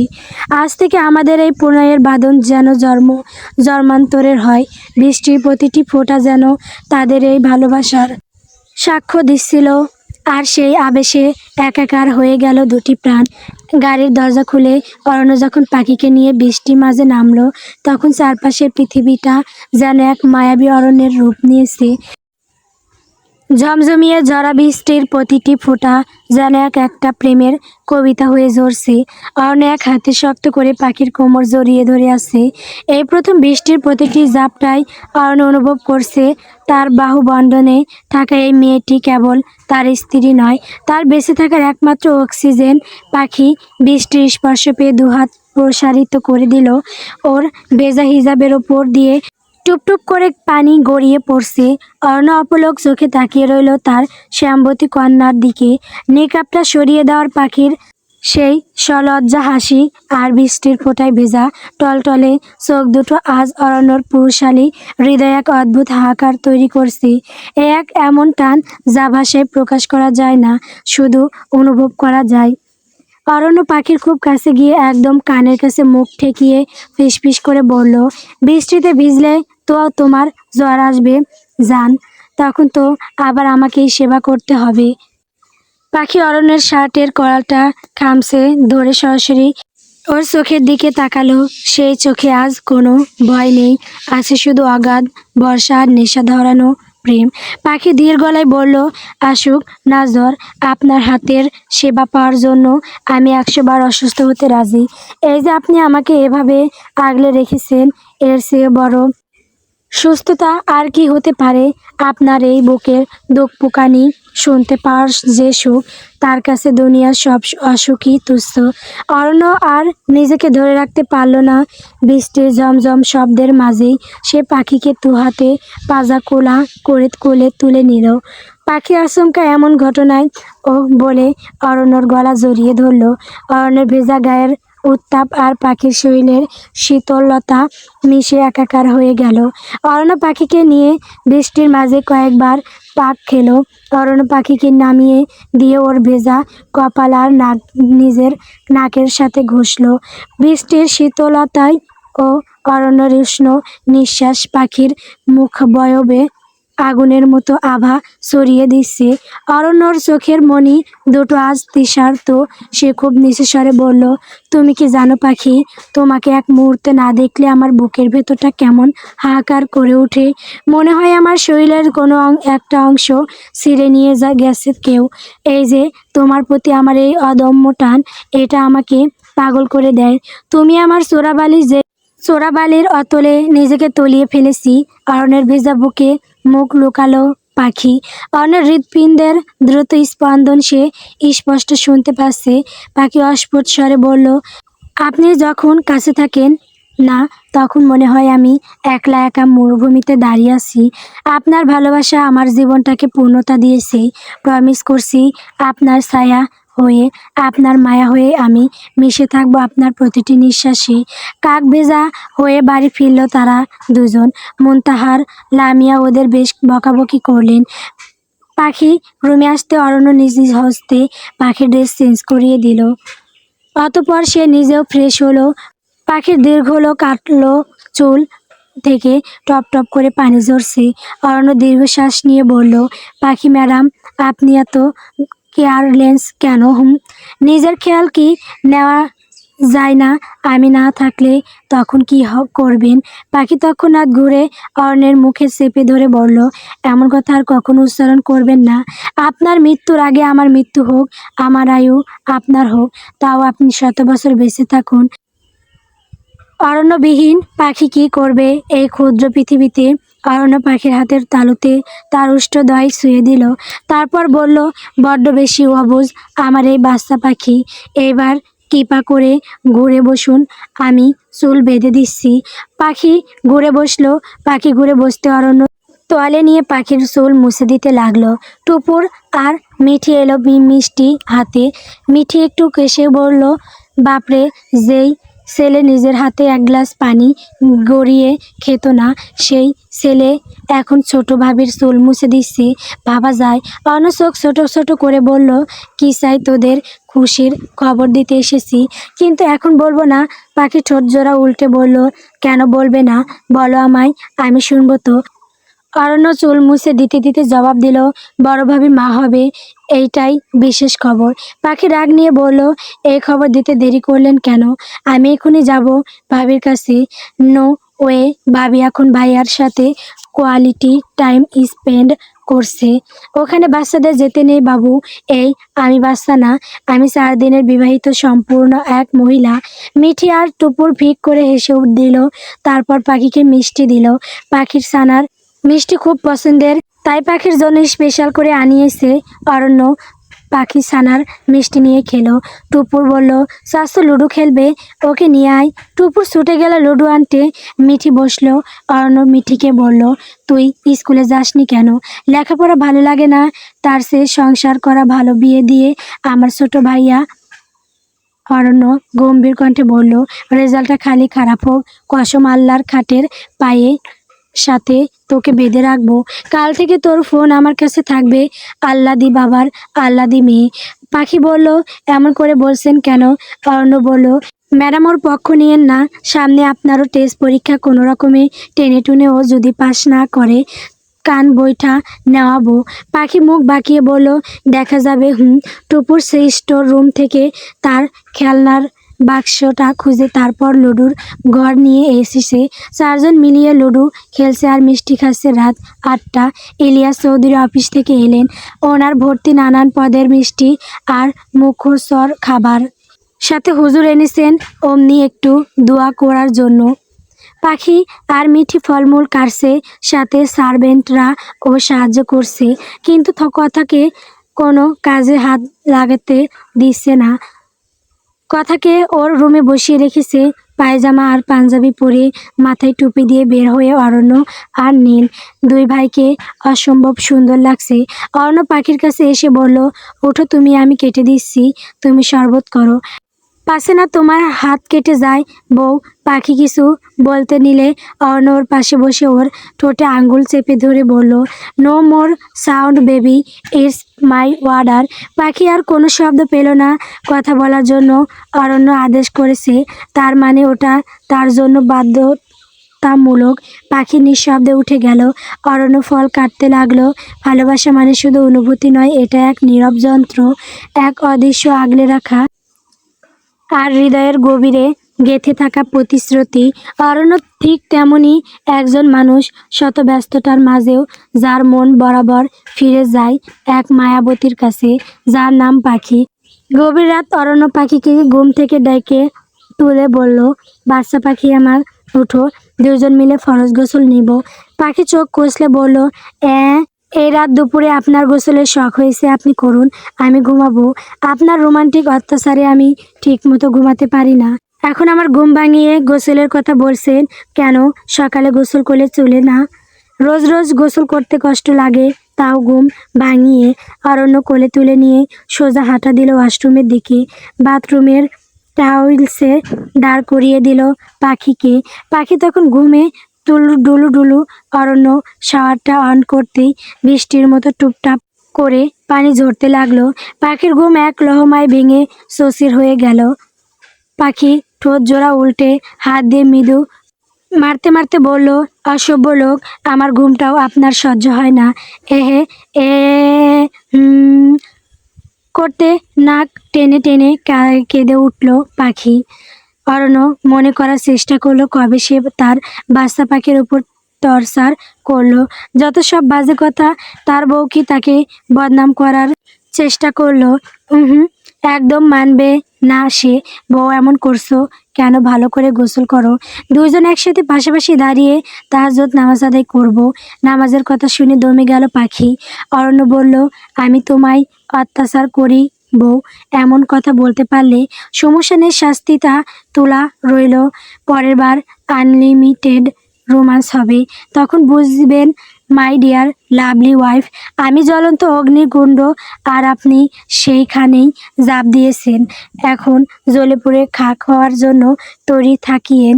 পাখি ঢোক গেল।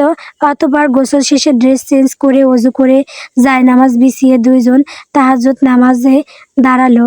নামাজ শেষে পাখি কুরআন তেলাওয়াত করছে আর অরণ্য পাখির কোলেই শয়তান হয়ে শুয়ে শুনছে। পাখি কুরআনের সূরা মুখস্থ পারে, তাই সে চোখ বন্ধ করে তেলাওয়াত করছে আর অরণ্যের চুলে বিলিয়ে কাটছে। কুরআন তেলাওয়াত শেষ হতে পাখি অরণ্যকে ফু দিল। অরণ্য উঠে বসে ঘুমটা সরিয়ে দিয়ে পাখির চুলে মুখে ডুবালো।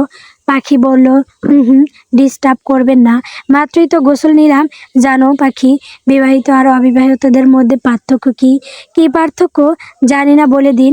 শোনো, বিবাহিতরা অসংখ্যবার শাওয়ার নেয় আর অবিবাহিতরা মাত্র একবার। পাখি কিং কর্তব্য বিমূঢ় হয়ে তাকিয়ে রইল অরণ্যের দিকে। এই লোকটা কি মোটেও শুধরাবে না? পাখি ভেবে পায় না। অরণ্য আর কাল বিলম্ব না করে পাখিকে পাজা কোলে তুলে নিয়ে বিছানার মাঝখানে শুয়ে দিয়ে নিজেও তার উপর শুয়ে পড়ল। পাখির দিকে নেশাক্ত চোখে তাকিয়ে পাখির ঠোঁটে আঙুল দিয়ে নড়াচড়া করতে লাগলো। শিহরিত হলো পাখি। অরণ্য আর দেরি না করে পাখির দুটো নিজের ঠোঁটের বাজে নিয়ে শোষণ করতে লাগলো, ঠিক যেমনটা মৌমাছি ফুল থেকে মধু আহরণ করে, ঠিক তেমন। অতঃপর তারা ধীরে ধীরে মিলন করতে লাগলো। পাখি অস্ফুট স্বরে বলল, ও বড্ড লাগছে, একটু আস্তে করুন, ধৈর্য ধরো সোনা পাখি আমার, আজ তোমার জন্য রাতটা দীর্ঘ হতে চলেছে, ওভার টাইম করাবো তোমায়। আর কোনো কথা নেই। দুজন ডুবে গেল ভালোবাসার ব্যথার আর সুখের সাগরে। পরদিন সকালে অরণ্য সবার আগে ঘুম থেকে উঠল।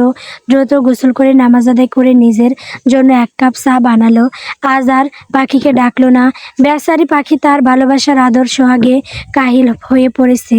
রাতের সেই উত্তাল মুহূর্তের কথা ভেবে মুখে কিঞ্চিত পরিমাণের হাসি দেখা দিল, বড্ড তৃপ্তির হাসি। আল্লাহ কাছে সে শুকরিয়া আদায় করলো তার বিবাহিত জীবন নিয়ে এইভাবে সুখে দুঃখে যেন একে অপরকে আপন করে আগলে রাখতে পারে। মানুষ বাঁচে বা কদিন, যতদিন বাঁচে ততদিন অন্তত সঙ্গের সাথীকে ভালোবেসে আগলে রাখা ফরজ দায়িত্ব। অরণ্য আর দেরি না করে সে চলে গেল জিমে। আজকাল আর জিমে যাওয়া হয় না, তাই সে জিমে যাওয়ার জন্য তৈরি হয়ে বের হওয়ার আগে অরণ্য পাখির কপালে আলতো করে চুমুন করে গায়ের চাদরটা ভালো করে টেনে দিয়ে গেল। পাখির পরনে কেবল অরণ্যের একটা শার্ট। শেষবারের মতো পাখিকে দেখে সে রুম থেকে বের হয়ে গেল, দরজাটা টেনে দিয়ে। পিছনে পড়ে রইল তার রাত জাগা ভালোবাসার পাখিটা। সকালে ব্রেকফাস্ট টেবিলে সবাই একত্রে বসে সকালের নাস্তা করছিল। তখন লামিয়া মুনতাহার বললেন, বাবা অরণ্য, তোর খালা আসবেন, আজ তাড়াতাড়ি বাড়ি ফিরিস। অরণ্য খাবার মুখে দিতে গিয়েও থেমে গেল। মায়ের দিকে তীক্ষ্ণ দৃষ্টিতে তাকালো। অরণ্যের চোয়াল শক্ত হয়ে গেল। পাখি দেখতে পেল সেইটা। অরণ্য গম্ভীর কণ্ঠে, অন্তত রুষ্ট গলায় বলল, এক বোন তার আরেক বোনের কাছে আসবে, এতে আমি কোনো ভুল দেখি না, কিন্তু কথাটা হচ্ছে আমার ব্যক্তিগত বিষয়ে যেন নাক না গলায়, তাহলে কিন্তু সম্পর্কের মার প্যাঁচ আমি ভুলে যাব। কথাটা শেষ করে অরণ্য এক পলক পাখির দিকে তাকিয়ে বলল, বৌজান, তুমি দাঁড়িয়ে কেন আসো, আমার বসো, দ্রুত নাচটা শেষ করো, তোমাকে আমি কলেজে ড্রপ করে দিব। পাখি গিয়ে বসলো অরণ্যের পাশে। অরণ্য নিজের প্লেট থেকে লোকমা তুলে পাখিকে খাওয়াচ্ছে। ভাবি কিছু বলতে নিলে অরণ্য বলল, ভাবি, আমার কথা এইখানেই ফুল স্টপ, এই নিয়ে আর কথা বাড়াবেন না। আপনি অসুস্থ, গিয়ে রেস্ট নিন। খামোখা খালা শাশুড়ি আসছে বলে দেই করে নাচতে নাচতে রান্না করতে যাবেন না। শুধু শুটকি ভোনা, পুঁটি মাছের টক রান্না করে দিবেন। এইসব চুগলখোরের জন্য আলাদা 10 পদ রান্না করার দরকার নেই। আপাতত আমরা গরিব, ব্যাস। সব অরণ্যের দিকে বড় বড় চোখ তাকিয়ে রইল। কিন্তু অরণ্য নির্লিপ্ত ভঙ্গিতে বসে নিজেও খাচ্ছে আর পাখিকেও খাওয়াচ্ছে। অরণ্যের মেজাজ মারাত্মক খারাপ। একবার যদি রেগে যায় তাহলে সেইটা সামলানো দায়। অরণ্য পাখিকে দূর রাখতে চাইছে, বিকজ সে যায় না তার এই বাচ্চা বউকে কেউ এক ফোঁটা কটু কথা শোনাক। বউ তার খুব আদরের আর শখের, তার গায়ে সামান্য পরিমাণের আঁচড় সে বরদাস্ত করবে না। পাখির খাওয়া হলে অরণ্য পাখিকে নিয়ে রওনা দিল। আগে কলেজ, তারপর সে অফিসে যাবে। গাড়ি চলছে ব্যস্ত রাস্তার বুক চিরে। অরণ্য পাখিকে কোলে নিয়ে বসেছে। পাখির দুপা অরণ্যের দুই সাইডে, গাড়ির মাঝখানে কাজ ফালানো। অরণ্য পাখিকে নিবিড় আলিঙ্গন করে আসে। পাখি জিজ্ঞেস করলো, কি হয়েছে, আপনারা এত বিচলিত দেখাচ্ছেন কেন? অরণ্য পাখির হিজাবটা ঠিক করে দিয়ে নাকের সাথে নাক ঘষে ঠোঁটে আলতো করে চুমু খেয়ে বলল, কিছু না জান, জান শোনো, আজ তোমাকে নিয়ে বাইরে লাঞ্চ করব, ইচ্ছে মতো শপিং করব। আচ্ছা। অতঃপর অরণ্য পাখির মুখে নেকাবটা পরিয়ে দিয়ে বলল, পাখি সোনা, ভালোবাসি আমিও, এইভাবে আমার পাশে থেকো, জান কখনো ছেড়ে যেও না, তাহলে আমি মরেই যাব। হুস, আমি আমি তো আপনার সাথে থাকবো জামাই যান। পাখিকে কলেজের সামনে নামিয়ে দিয়ে বলল, বউজান সাবধানে থেকো, আমি আসবো নিতে। ঠিক আছে, খোদা হাফেজ, আপনিও সাবধানে থাকবেন। পাখি গেট দিয়ে ভেতরে প্রবেশ করতেই অন্য ড্রাইভারকে ইশারা করলো গাড়িটা চালাতে আর মাঝখানের কাজটা উঠিয়ে নিতে। ড্রাইভার অরণ্যের কথা মতো তাই করলো।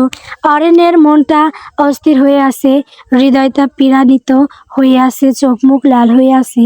পাখির সামনে অন্তত জেন্টলম্যান সেজেছিল, কিন্তু এখন সে অগ্নিকুণ্ড হয়ে আছে। খালাকে অসম্ভব ঘৃণা করে সে। শুধু যে খালাকে তাই নয়, ফুফু মেয়ে সুরাইয়াকেও ঘৃণা করে। সুরাইয়া অন্তত নিজ মানসিকতার মেয়ে। অরণ্যকে পাওয়ার জন্য কত নোংরামো করেছে, তার কোনো ইয়ত্তা নেই। আজ আবারও যেন সেই পরিস্থিতিতে দাঁড়িয়ে আছে অরণ্য। তবে আগে অরণ্য বিবাহিত ছিল না, কিন্তু এখন সে বিবাহিত। কত সুন্দর শ্যামবতী মায়াবী বধূ আছে তার ঘরে, যার এক ফোঁটা অশ্রুবিন্দুও সে সহ্য করতে পারে না। আজ যে কিছু একটা ঘটবে, এইটা সে 100% নিশ্চিত। সেইটা ভেবেই সে উৎকণ্ঠিত হয়ে আছে। গাড়িটি এসে থামলো অফিসে। অর্ণ অফিসে ঢুকতেই সবাই দাঁড়িয়ে সালাম জানিয়ে গুড মর্নিং বলল। অর্ণ শুধু মাথা নাড়িয়ে লিফটে উঠে পড়লো। কেবিনের সামনে আসতে দেখলো বাবা ইলিয়াস চৌধুরী আর বড় ভাই আবির নীল চৌধুরী দাঁড়িয়ে আছে। অর্ণ বুক কুঁচকে বলল, কিছু বলবে না মানে? আব্বু, এইটা অফিস কাজের জায়গা, ব্যক্তিগত আলাপের জন্য নয়। এখনই কনফারেন্স রুমে আসো, মিটিংয়ে আছে, একটু পরে ক্লায়েন্টরা চলে আসবে। ছেলের এমন দীর্ঘ গলা শুনে তিনি আর একটা বাক্য উচ্চারণ করতে পারল না। সব বাক্য যেন বাঘ ধ্বনিতে আটকে আছে। ছেলে তো নয়, যেন সাক্ষাৎ বাঘ, কথায় কথায় থাবা মারতে চায়। বাবা আর বড় ভাই চলে গেলে অরণ্য লম্বা শ্বাস নিয়ে কেবিনে ঢুকলো। তারপর পিএকে ডেকে বলল, মিটিংয়ের সব গুছিয়ে কনফারেন্সের রুমে নিয়ে যাও, আমি একটু পরেই আসছি। জি স্যার। পিএ চলে যাওয়ার পর অরণ্য তপ্ত শ্বাস নিয়ে ওয়াশরুমে ঢুকে চোখে মুখে পানি ঝাপটা দিয়ে নিজেকে ফ্রেশ করে তবেই সে কনফারেন্স রুমে ঢুকলো। একটু পর ক্লায়েন্টরা এলো। শুরু হলো দীর্ঘ এক মিটিং। দুপুর 2টা। অরণ্য দাঁড়িয়ে আছে পাখির কলেজ গেটের সামনে। পাখির গেট দিয়ে বের হতেই অরণ্য দেখতে পেল, ধীরে পায়ে এগিয়ে গিয়ে অরণ্যের সামনে দাঁড়িয়ে সালাম দিল। অরণ্য সালামের উত্তর দিল, তারপর পাখিকে বলল, বৌজা গাড়িতে উঠো। পাখি গাড়িতে উঠলো। অরণ্য পাখির পাশে বসতেই ড্রাইভার গাড়ি চালাচ্ছে। ব্যস্ত রাস্তা পেরিয়ে গাড়িটা এসে থামলো একটা রেস্টুরেন্টে এর সামনে। এই রেস্টুরেন্টটা অরণ্য আগে থেকেই বুক করে রেখেছে। রেস্টুরেন্টে কেবল তারা দুজন আর সেইখানের কাজের কর্মী। ওরা বসতেই খাবার সার্ভ করে দিয়ে গেল। সেখানকার কর্মীগুলো পাখি বিস্ময় নিয়ে প্রশ্ন করলো, শুধু আমরা? শুধু আমরা, আমাদের মাঝে অন্য কাউকে সহ্য করব না। আর আমি তো জানি বউটা আমার খুব লাজুক মানুষ, থাকলে খেতে পারবে না। খাও বউ খাও, তারপর শপিংয়ে যাব। পাখি নেকাব তুলে খাবার মুখে তুলে সম্মতি সূচক মাথা নাড়িয়ে হ্যাঁ বলল। চৌধুরী ভিড়াতে প্রবেশ করলো হেনা বেগম, আর সাথে আছে ওর মেয়ে সুরাইয়া। অন্তত চালাকার সুগোল মানুষ তিনি। এখানকার কথা ওখানে, ওখানকার কথা এখানে লাগানো, যার কাজ সে হলো হেনা খালা। ওনার প্রবেশের সাথে বাড়িটা কেমন গুমোট হয়ে গেছে মিঠি। এগিয়ে এসে খালাকে সালাম দিল। আর টুপুর নাক মুখ কুঁচকে আছে। লামিয়া মুনতাহার এগিয়ে এসে ওনাকে বসতে বললেন। কাজের মেয়ে শরবত নিয়ে এলো। সুরাইয়া জিজ্ঞেস করলো, খালা কেমন আছেন? আলহামদুলিল্লাহ মা, তুমি ভালো আছো? আছি।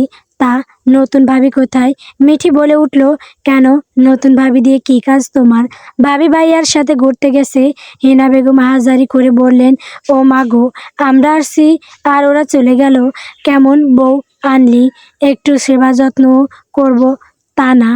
গরিব ঘরে মেয়ে, কোনো আদব কায়দা নাই। শপিং ব্যাগ হাতে নিয়ে বাড়ি ফিরল পাখি আর অরণ্যকে দেখেই খালা বলল, আমরা আসবো জেনেও তুই তোর বউকে নিয়ে ঘুরতে চলে গেলি, একটুও কি আদব কায়দা নেই? অরণ্য তার ঘন কালো ব্রুজোড়া গুটিয়ে তপ্ত কণ্ঠে বলল, আমার বউ আমি নিশ্চিত কার বাপের কি, আপনার আসবেন বলে কি আমি আমার বউকে নিয়ে ঘুরতে যাব না, এমন কথা কি কোনো হাদিস শরীফে লেখা আছে খালা? লামিয়া মন্তহার বুঝতে পারলেন পরিস্থিতি বেশ গুরুতর। তিনি অরণ্যকে ধমকে বলেন, অরণ্য যা, ঘরে যা, পাখিকে নিয়ে ফ্রেশ হয়ে নিচে আয়, একসাথে খাবি। দুঃখিত আম্মু, আমি আর পাখি বাইর হতে খেয়ে এসেছি, তোমরা বরংস খেয়ে নাও। কথাটা বলে অরণ্য পাখির হাত ধরে নিয়ে গেল রুমের দিকে।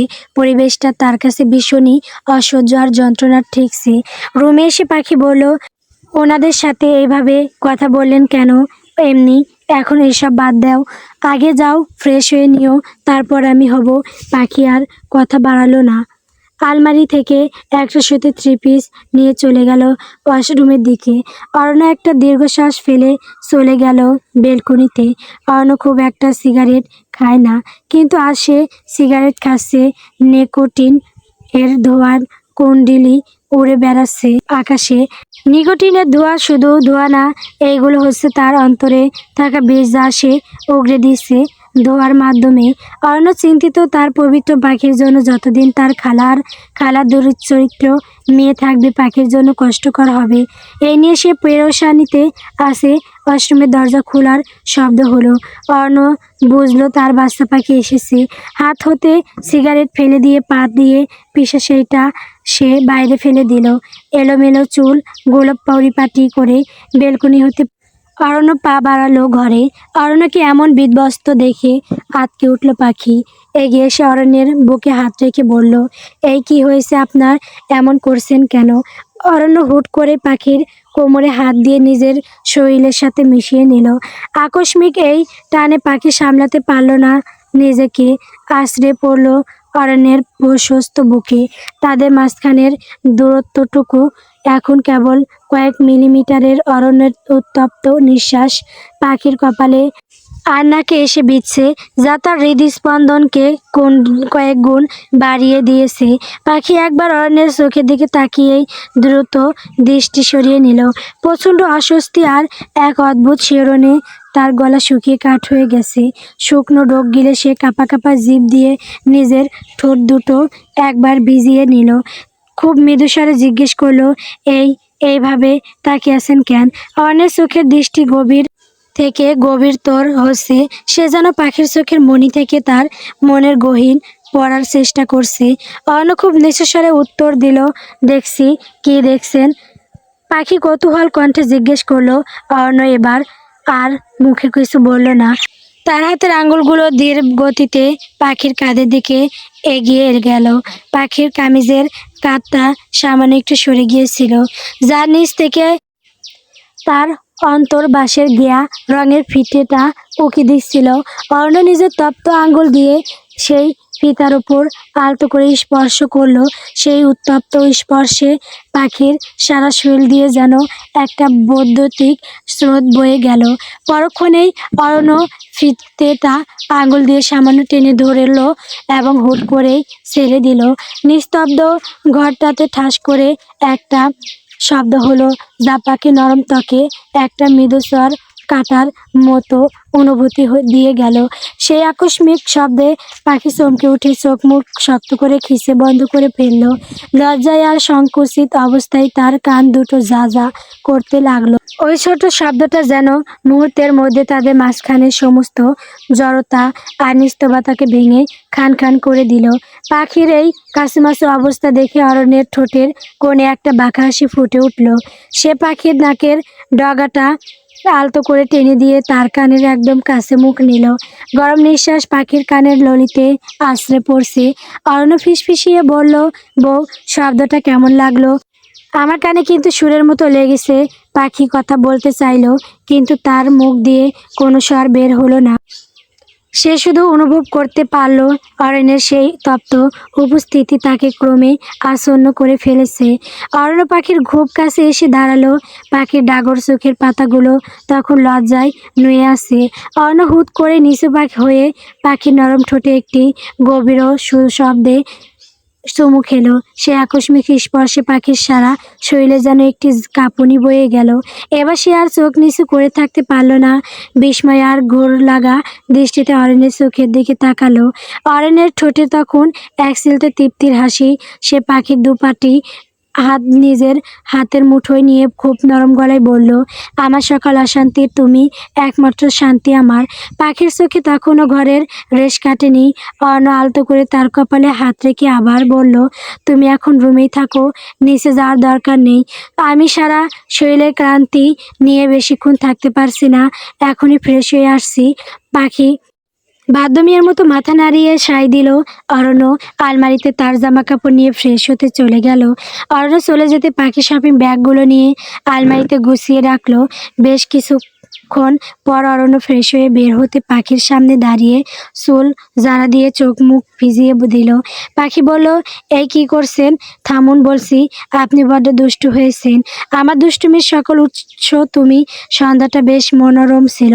মিঠের রুমে টুপুর, তার মা কথা এবং পাখি চারজনে মিলে আড্ডায় মজেছে। হাসাহাসি আর খুনসুটিতে ঘরটা মুখরিত। অন্যদিকে অর্ণ নিজের রুমে অত্যন্ত মনোযোগ দিয়ে ল্যাপটপে অফিসের কাজ করছিল। কাজের চাপে সে এতটাই মগ্ন ছিল যে ঘরের দরজা ঠেলে কেউ ভেতরে প্রবেশ করেছে সেটা তার খেয়ালই নেই। সুরাইয়া এই সুযোগটারই অপেক্ষায় ছিল। পা টিপে টিপে বিড়ালের মতো ঘরে ঢুকলো সে। অর্ণ তখন উল্টো ঘুরে চেয়ারে বসে টাইপ করছিল। সুরাইয়া কোনো সুযোগ না দিয়েই পেছন থেকে অরণ্যকে জড়িয়ে ধরলো। মুহূর্তের মধ্যে অরণ্যের সারা শরীর ঘেনায় রিরি করে উঠল। বছরের পর বছর যাকে ভালোবেসেছে সেই পাখির স্পর্শে অরণ্যের মুখ খুঁজত। হাজারো মানুষের ভিড়ে চোখ বন্ধ করে বসে পাখির শরীরের ঘ্রাণ আর পেলব স্পর্শ চিনে নিতে পারে, কিন্তু এই স্পর্শে কোনো প্রশান্তি নেই, বরং এক তীব্র বিতৃষ্ণা তাকে গ্রাস করলো। অরণ্যর মনে হলো তার বমি হয়ে যাবে। তাতে দাঁত চেপে চোয়াল শক্ত করে সুয়ার হাতটা ঝটকা দিয়ে সরিয়ে সামনে টেনে আনলো সে। দেখলো সুরাইয়া দাঁড়িয়ে আছে। শরীরে তার অত্যন্ত কুরুচিপূর্ণ এবং উদ্গ পোশাক। অর্ণব বুঝতে বাকি রইল না যে সুরাইয়া তাকে প্রলম্ব করার জন্য এই হীন চক্রান্ত করেছে, কিন্তু অরণ্য ব্যক্তিত্বের কাছে এই রূপ প্রদর্শন ছিল চরম অবমাননাকর। অরণ্য কোনো বাকবিতণ্ডায় গেল না। মুহূর্তের ক্রোধে সে প্রচণ্ড জোরে এক চর বসিয়ে দিল সুরাইয়ার গালে। চরের তীব্রতায় সুরাইয়ার টাল সামলাতে না পেরে ড্রেসিং টেবিলের ওপর ছিটকে পড়ল। কাছের ওপর পড়ার শব্দে চারপাশ কেঁপে উঠল। কিন্তু অর্ণ রাগ তখনও প্রশমিত হয়নি। সে তার সর্বশক্তি দিয়ে চিৎকার করে ডাকল, পাখি। সেই চিৎকার যেন দেওয়াল ভেদ করে আকাশ ছুঁল। পাখির কানে আজ পৌঁছানো মাত্রই সে বুক ধরফরানি নিয়ে দৌড়ে অরণ্যের রুমে এলো। পিছনে বাড়ির বাকি সবাইও ছুটে এলো। রুমে ঢুকে পাখি দেখলো এক বিভীষিকাময় পরিস্থিতি। সুরাইয়া মেঝেতে পড়ে আছে আর অর্ণ রাগে কাঁপছে। অর্ণ নিচু হয়ে নিজের পায়ের স্যান্ডেল খুলে পাখির হাতে জোরে করে ধরিয়ে দিল। কঠিন স্বরে বলল, পাখি, এই স্যান্ডেলটা নাও, এই স্যান্ডেলের তলায় নিজের থুতু দাও। তারপর এই মেয়ে ছেলেটার গালে মারো, কারণ ও তোমার স্বামীর গায়ে হাত দিয়ে তাকে অপবিত্র করতে চেয়েছে। ও হয়তো বলে গেছে আমি এক আল্লাহকে সাক্ষী রেখে শুধু তোমাকে নিজের করে নিয়েছি। আমার কাছে তুমি ছাড়া পৃথিবীর অন্য সব নারী নিষিদ্ধ। পাখি স্তব্ধ হয়ে দাঁড়িয়ে রইল। অর্ণর মুখে এই ধরনের কঠোর কথা সে আগে কখনোই শোনেনি। বাড়ির বড়রা কিছু বলতে চাইলে অর্ণ তার রক্তবর্ণ দৃষ্টি দিয়ে তাদের থামিয়ে দিল। খালার চিল্লানি তার গলার কাছে আটকে গেল। অরণ্য পাখির চোখে চোখ রেখে গম্ভীর স্বরে বলল, পাখি, দিস ইজ মাই অর্ডার। তোমার স্বামীর আদেশ পালন করা তোমার একান্ত ব্যক্তিগত দায়িত্ব ও কর্তব্য। দেরি করো না, হারি আপ। অরণ্যর আদেশ অমান্য করা পাখির পক্ষে কোনোদিন সম্ভব নয়। সে এক পলক সবার দিকে তাকালো, চোখে মুখে বিস্ময় আর ভয়। পাখি এবার ধীর হাতে স্যান্ডেলটা ধরল। স্বামীর প্রতি ভালোবাসা আর নিজের সম্মানের অপমানে তার ভেতরটাও জ্বলে উঠল। স্যান্ডেলের তলায় থুতু দিয়ে সে সুরাইয়ার দু গালে সপাটে আঘাত করতে শুরু করলো। রুমে তখন শুধু স্যান্ডেলের আঘাতের প্রতিধ্বনি আর সুরাইয়ার আর্তনাদ। সুরাইয়ার প্রতিটি কান্নার যন্ত্রণায় অরণ্য এক পৈশাচিক তৃপ্তি পাচ্ছিল। অরণ্যের মনে এক ধরনের গর্ববোধ তার বাচ্চা বউটার জন্য। ধীরে ধীরে যে তার বউটা সাহসী হয়ে উঠেছে, এই তার ছোট নমুনা। অরণ্যর এই রুদ্র মূর্তি দেখে পুরো বাড়ি যেন স্তব্ধ হয়ে গিয়েছিল। ঘটনার আকস্মিকতায় খালার বুক কেঁপে উঠল। তিনি হাউমাউ করে কাঁদতে কাঁদতে অরণ্যের পায়ের কাছে প্রায় আছড়ে পড়লেন। বাবা অরণ্য, অরণ্য রে, পাখিকে থামতে বল। আমার মেয়েটা মরে যাবে রে বাবা। আমি ভুল করেছি, ও ভুল করেছে। আমি কথা দিচ্ছি ওকে নিয়ে এখনই এই বাড়ি ছেড়ে চলে যাব। আর কোনোদিনও তোর ছায়া পাড়াবে না, তোর সামনে আসবে না। দয়া করে ওকে ছেড়ে দে বাবা। অরণ্য পাখির হাতটা ধরল, কিন্তু তার দৃষ্টি সুরাইয়ার আর তার মায়ের ওপর স্থির। বরফ শীতল কণ্ঠে সে বলল, লাস্ট বারের মতো মাফ করলাম খালা। শুধু আপনার মুখ চেয়ে আর আমার মায়ের আত্মীয় বলে ও বেঁচে গেল। তবে মনে রাখবেন, এরপর যদি কখনো ওকে আমার সামনে দেখি বা ও আমার কৃষিমানায় আসার চেষ্টা করে, তবে আমি ওকে জ্যান্ত পুড়িয়ে মারতেও দ্বিধা করব না। Get out. অরণ্যের কথায় পাখিমা থামলো। খালার এক মুহূর্ত দেরি করলেন না। অর্ধমিত সুরাইয়াকে কোনো মতে টেনে হিঁচড়ে তুলে নিয়ে কাঁদতে কাঁদতে ঘর থেকে বেরিয়ে গেলেন। সুরাইয়ার গাল দুটো স্যান্ডেলের আঘাতে ফুলে লাল হয়ে গেছে। বিন্যস্ত পোশাক আর এলোমেলো চুলে তাকে তখন কোনো এক রাস্তার ভিখিরিনীর চেয়েও অদম লাগছিল। অরণ্যর বাবা মা, বড় ভাই আর ভাবি দরজার কাছে বাকরুদ্ধ হয়ে দাঁড়িয়েছিলেন। তাদের চোখে মুখে বিস্ময় আর আতঙ্কের ছাপ। অরণ্য শান্ত ভঙ্গিতে পাখির হাত ধরে নিজের বেডরুমের দিকে এগোতে এগোতে সবার দিকে একবার তাকালো। তারপর হালকা তাচ্ছিল্য সুরে বলল, শো শেষ, আপনারা এখন যার যার রুমে যেতে পারেন। আমি আমার বউয়ের সাথে একটু সময় কাটাবো, সো প্লিজ লিভ আস অ্যানল। বড়রা লজ্জায় মাথা নিচু করে সেখান থেকে সরে গেলেন। টুপুর শুধু ফ্যাল ফ্যাল করে তাকিয়েছিল। তার ছোট্ট মাথায় বিশাল হাঙ্গামাটা যেন কিছুতেই ঢুকছিল না। মিঠি পরিস্থিতি বুঝে টুপুরকে কোলে তুলে নিয়ে নিজের রুমে চলে গেল। রুমে ঢুকে অরণ্য দরজাটা লক করে দিল। পাখি তখনও পাথরের মূর্তির মতো দাঁড়িয়ে কাঁপছে। অরণ্য ধীর পায়ে এগিয়ে এসে পাখির কপালে আর দুই গালে গভীর একটা চুমু খেলো। তার ঠোঁটের স্পর্শে পাখির গড় কিছুটা কাটলো। অরণ্য মৃদু হেসে বলল, সাব্বাস আমার বউ, সাব্বাস, একদম ঠিক কাজ করেছো। আজ তোমার জন্য আমি গর্বিত। আমার সম্মান রক্ষা করতে তুমি সে যে সাহস দেখিয়েছো, তার জন্য আমি সত্যি প্রাউড অব ইউ। পাখি এতটাই কিংকর্তব্যবিমূঢ় হয়েছিল যে তার গলা দিয়ে কোনো স্বর বেরোচ্ছিল না। অর্ণব বুঝতে পারলো এই মানসিক দখল তার নরম স্বভাবের বউটার জন্য একটু বেশি হয়ে গেছে। সে আর দেরি না করে পাখিকে পাজাকোলা করে তুলে নিয়ে বিছানায় বসলো। পাখিকে নিজের বুকের সাথে শক্ত করে চেপে ধরে কানের কাছে মুখ নিয়ে ফিসফিস করে বলল, এই বউ, বউ কথা বল। কথা কেন বলছিস না? দেখ, তোর অরণ্য তোকে বুকের মধ্যে আগলে রেখেছি। তোর ভয় পাওয়ার মতো কিছু হয়নি। এই বউ, বউরে, তোর চুপ করে থাকাটা আমি মেনে নিতে পারি না। প্লিজ কথা বল। পাখি অরণ্যর বুকের তপ্ত উমে মুখ গুজে এক দীর্ঘশ্বাস ছাড়ল। সে তপ্ত নিঃশ্বাস অরণ্যর হৃদস্পন্দন বাড়িয়ে দিল কয়েক গুণ। পাখি কাঁপা কাঁপা গলায় অস্ফুট স্বরে বলল, আমি জানি নিজ হাতে একজনকে এভাবে মারলাম, বিশ্বাসই হচ্ছে না আমি এটা করতে পেরেছি। অরণ্য পাখির চিবুকটা উঁচিয়ে ধরে মায়াভরা চোখে তাকালো, তারপর খুব নরম সুরে বলল, তোমার ওই ছোট্ট মাথাটাতে এত কিছু ভাবতে হবে না বউ। ওই মাথাটা শুধু আমার জন্য রিজার্ভ থাকবে। সেখানে শুধু আমার কথা আর আমার স্মৃতি থাকবে। বাইরের জগৎ আর বাইরের আবর্জনা আমি সামলে নেব। এখন ওই মন খারাপের মুখটা সরাও, চলো একটু বাইরে থেকে হেঁটে আসি। মুক্ত বাতাস তোমার খুব দরকার। পাখি অরণ্যর চোখের দিকে তাকিয়ে এক অদ্ভুত নির্ভরতা খুঁজে পেল। এই মানুষটা যেমন কঠোর হতে জানে, তেমনই আগলে রাখতে জানে। তার ভালোবাসার অরণ্য হয়ে সব ভয় কাটিয়ে পাখি অরণ্যর হাতটা শক্ত করে চেপে ধরল, যেন এই হাতটা থাকলে সে পুরো পৃথিবীর সাথে লড়াই করতে পারবে।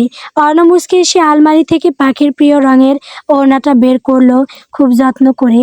পরম আদরে পাখির মাথায় ওড়নাটা পেঁচিয়ে হিজাব বেঁধে দিল সে। অরণ্যের এই ছোট ছোট যত্নগুলো পাখিকে সব সময় এক অন্যরকম পূর্ণতা দেয়। ঘর থেকে বের হয়ে তারা যখন নিচে নামলো, দেখলো বসার ঘরে টুপুর একা একা তার খেলনা নিয়ে খেলার মগ্ন। বড়দের ঝগড়া বা উত্তেজনার রেশ তার মনে নেই। অরণ্যর মনটা টুপুরকে দেখে নরম হয়ে এলো। সে নিচু হয়ে টুপুরকে কোলে তুলে নিল এবং তার নাকে নাক ঘষে আদুরে গলায় বলল, এই পটল, বাইরে যাবি আমাদের সাথে? টুপুর খিলখিল করে হেসে উঠল। অরণ্যর গলা জড়িয়ে ধরে আদো আদো বলল, তুমি নিলে যাব আমি, তুমি তো পচা, আমাকে নাও না। অর্ণা হাসতে হাসতে বলল, আচ্ছা বাবা, আজ তোকে নিয়েই যাব, চল। রান্নাঘর থেকে টুপুরের মা অর্থাৎ অর্ণের ভাবি কথার আওয়াজ পাওয়া যাচ্ছিল। অর্ণ ড্রয়িং রুম থেকেই গলা উঁচিয়ে বলল, ভাবি, টুপুরকে আমাদের সাথে নিয়ে যাচ্ছি, একটু পরেই চলে আসব, চিন্তা করো না কিন্তু। কথা রান্না ঘর থেকে হাতে খুন্তি নিয়ে দরজায় এসে দাঁড়ালেন। একটু আগের জ্বরের পর অরণ্যকে স্বাভাবিক হতে দেখে তিনিও স্বস্তির নিঃশ্বাস ফেলল। মৃদু এসে বলল, ঠিক আছে, সাবধানে নিয়ে যেও। আর টুপুর যেন আবার আইসক্রিমের জন্য বায়না না ধরে। ওর হালকা ঠান্ডা লেগেছে। ঠিক সেই মুহূর্তে মিঠি তার রুম থেকে প্রায় দৌড়ে নিচে নেমে এলো। ভাইয়া ভাবি আর টুপুরকে বের হতে দেখে তার চোখে মুখেও খুশির ঝিলিক দেখা দিল। সে ঠোঁট ফুলিয়ে বায়না ধরল, ভাইয়া, আমি কি দোষ করলাম? তোমরা সবাই মিলে ঘুরতে যাবে আর আমি এখানে বসে সুরাইয়া আপুর কান্নাকাটি মনে করব। আমিও যাব। অর্ণ মিঠির মাথায় একটা গাঁটটা মেরে হেসে দিল। আচ্ছা চল। অতঃপর তা চারজন মিলে বাড়ি থেকে বের হলো বাইরে যাওয়ার জন্য। কেটে গেছে অনেকগুলো দিন। অরণ্য আর পাখি সুখে সংসার করছে। পাখি এখন 5 মাসের অন্তঃসত্ত্বা নারী। অরণ্যের সেই নিয়ে ভীষণ চিন্তায়। পাখির হাঁটতে চলতে কষ্ট হয়, তাই অরণ্য এখন বাসায় বসে অফিস সামলায়। পাখি এত করে বলে বাসায় এত মানুষ আছে, তার দেখভালের কোনো সমস্যা হবে না। তাও অরণ্য কোনো কথা শুনতে চায় না। সে আসলে কোনো রিস্ক নিতে চায় না তার বাচ্চা বউয়ের ব্যাপারে। অরণ্য মাঝে মাঝে অবাক হয়, তার বাচ্চা বউটাও এখন মা হতে চলেছে। এত সেই দিনও আইসক্রিমের জন্য বায়না করত। আদর করতে গেলে একটু ব্যথা পেলে ফুপিয়ে কেঁদে উঠত। সেই মেয়ে এখন মা হতে চলেছে, এইটাই অরণ্যের কাছে অতি আশ্চর্যের বিষয়। সময়টা সন্ধ্যা 7টা। আকাশ হতে বৃষ্টি পড়ছে, মাঝে মাঝে তীব্র বিদ্যুৎ চমকাচ্ছে। বসার রুমে সকলে বসে আড্ডায় মেতে উঠেছে। সাথে আছে নানা রকমের তেলে ভাজা। পাখির জন্যই করা। টুপুরের মা কথা ভাবের কোলে একটা সুন্দর ফুটফুটে ছেলে সন্তান। পাখির সিঙ্গারাতে কামড় বসিয়ে বলল, ভাবি, আমার ঘরে মেয়ে সন্তান হলে তোমার ছেলের সাথে বিয়ে দিব, তাহলে আর মেয়েকে কাজ ছাড়া করতে হবে না। ঠিক সেই সময় অরণ্য সিঁড়ি বেয়ে নিচে নামছিল। পাখির কথা শুনে তার পা জোড়া অচিরেই থেমে গেল। অতঃপর সে বলল, ছেলে হবে না মেয়ে হবে এই নাই ঠিক। এর মধ্যে আমার ম্যাডাম ফুলি বিয়ের ঘটকালি শুরু করে দিয়েছে। আর এসব কি খাচ্ছ তুমি? এই সময় না বলেছি ফ্রুটস খেতে, আমার এগুলোই খেতে ইচ্ছে করছে। আপনার বাচ্চা পেট থেকে নাড়া দিয়ে বলল, আম্মা, আমার ভাজা পোড়া খেতে ইচ্ছে করছে, তুমি খাও, তাই আমি খেয়ে নিচ্ছি। বটে, সব আমার বাচ্চার দোষ। উপস্থিতি সকলে ভেসে উঠল। অরণ্য কিছুটা বিরক্তি নিয়ে বলল, দয়া করে আপনারা কেউ হাসবেন না তো। ওর এইসব বাজে আবদার মেটাবেন না, গ্যাস্ট্রিক এর সমস্যা হবে ওর। টুপুর তোমার চাষিমণির সামনে থেকে তেলে ভাজা সরিয়ে নিও। টুপুর তার শাশুর কথা মতো সব সরিয়ে নিল। পাখি ব্রু জোড়া কুঁচকে ঠোঁট উল্টে অরণ্যের পানি চাইল। অরণ্য তখন নির্লিপ্ত, কোনো কথা না বলে ফলের ঝুড়ি হতে ফল নিয়ে সেইটা ভালো করে ধুয়ে ফল কেটে পাখির সামনে রেখে বলল, চুপচাপ খাবে, খাওয়া নিয়ে কোনো ওজোর আপত্তি আমি শুনবো না। পাখি চুপচাপ খাও। অর্ণ গম্ভীর কণ্ঠে শুনে পাখি আর না করিতে পারল না। সে এক টুকরো ফল নিয়ে খেতে শুরু করলো। বাচ্চা পেটে আসার পর থেকে পাখির ওপর রীতিমতো অত্যাচার শুরু করেছে অরণ্য। মিঠি বই হাতে নিয়ে মিটি মিটি হাসছে। অরণ্য টেরা চোখে তাকিয়ে বলল, সরিয়ে সিধে করব যদি আরও একবার হাসিস। চুপচাপ পর। লামিয়া মুনতাহার তবজি পড়তে পড়তে অরণ্যের দিকে তাকিয়ে বললেন, বাবা, অরণ্য এত বকাবকি করিস না তো। এই সময় মেয়েদের একটু অমন খাওয়ার জন্য অমন করে। অরণ্য পাখির পাশে বসে ফলের বাটিটা হাতে নিয়ে নিজেই খাইয়ে দিচ্ছে। পাখি চুপটি করে খেয়ে নিচ্ছে। তার বড্ড ভালো লাগে যখন অরণ্য তাকে এইভাবে সেবা করে। এমন জামাই পেতে বেশ ভাগ্য লাগে। নিঃসন্দেহে পাখি তাদের মধ্যে একজন। খাওয়া শেষ হতে অরণ্য পাখিকে কোলে তুলে নিয়ে বলল, আম্মু, আমার বউজানকে নিয়ে যাচ্ছি, ওর খুব কষ্ট হচ্ছে, ওর একটু রেস্টের দরকার। মুনতাহার লামিয়া মুচকি এসে মাথা নাড়ালেন। অরণ্য পাখিকে নিয়ে সাবধানে রুমে যেতে লাগলো। পাখি অরণ্যের গলা জড়িয়ে ধরল। অরণ্য হেসে বলে উঠল, ভয় নেই জান, তোমায় ফেলবো না, তোমায় তো বুকের ভেতরে গাঁথি রাখমু। খুব সাবধানে পাখিকে রুমে নিয়ে এসে বিছানায় বসালো অরণ্য। তারপর তার সামনে হাঁটু গেড়ে বসে কপলে চুমু খেয়ে আলতো করে তার চোখা নাকের সাথে পাখির পুষা নাকের সাথে ঘর্ষণ করলো। অতঃপর পেটে চুমু খেয়ে বলল, শোনো আমার বাবুর আম্মু, তোমায় খুব ভালোবাসি, তোমার হৃদয় উজাড় করে ভালোবাসি তোমায়। তোমার এতটুকু কষ্ট সহ্য করার ক্ষমতা আমি অরণ্য আমার নেই, তাই নিজের খেয়াল রাখো আমার প্রিয় বেগম। তুমি বিনা আমি নিঃস্ব, ঠিক যেমন একটা পানি ছাড়া মাছ। পাখি অরণ্যের হাত ধরে বলল, প্রিয় স্বামী যান, আমি বুঝতে পারছি আপনার হৃদয়ের বেকুলতা, আমিও বুঝতে পারছি আপনি আমাদের নিয়ে সর্বদা বিচলিত থাকেন, পেরেশানিতে থাকেন। আমি কথা দিচ্ছি আমি আর এমন কিছুই করব না যা আমার আর আমাদের বাচ্চার জন্য ক্ষতিকর। আপনি নিশ্চিন্তে থাকুন। অরণ্য স্বস্তির নিঃশ্বাস নিল। পাখির ঠোঁটে আলতো করে চুমু খেলো। অতঃপর পাখিকে গম্ভীর আলিঙ্গনে আবদ্ধ করলো। এতটুকু জীবনে আর কি চাই, এই তো বেশ আছে। তারা একে অপরকে ভালোবেসে সুখে দুঃখে পাশে আছি। এক জীবনে সব পাওয়া যায় না, তবে যতটুকুই পাই না কেন অবশ্যই আলহামদুলিল্লাহ, কারণ আজ যা আমাদের ভাগ্যে জুটেছে সেইটা অন্যদের ভাগ্যে নাও থাকতে পারে। গল্প প্রণয়ের বাঁধন। গল্পটি কেমন হয়েছে কমেন্ট করে বলবেন। আমার চ্যানেলে নতুন নতুন গল্প পেতে সবাই আমার চ্যানেলটিকে সাবস্ক্রাইব করবেন। ধন্যবাদ।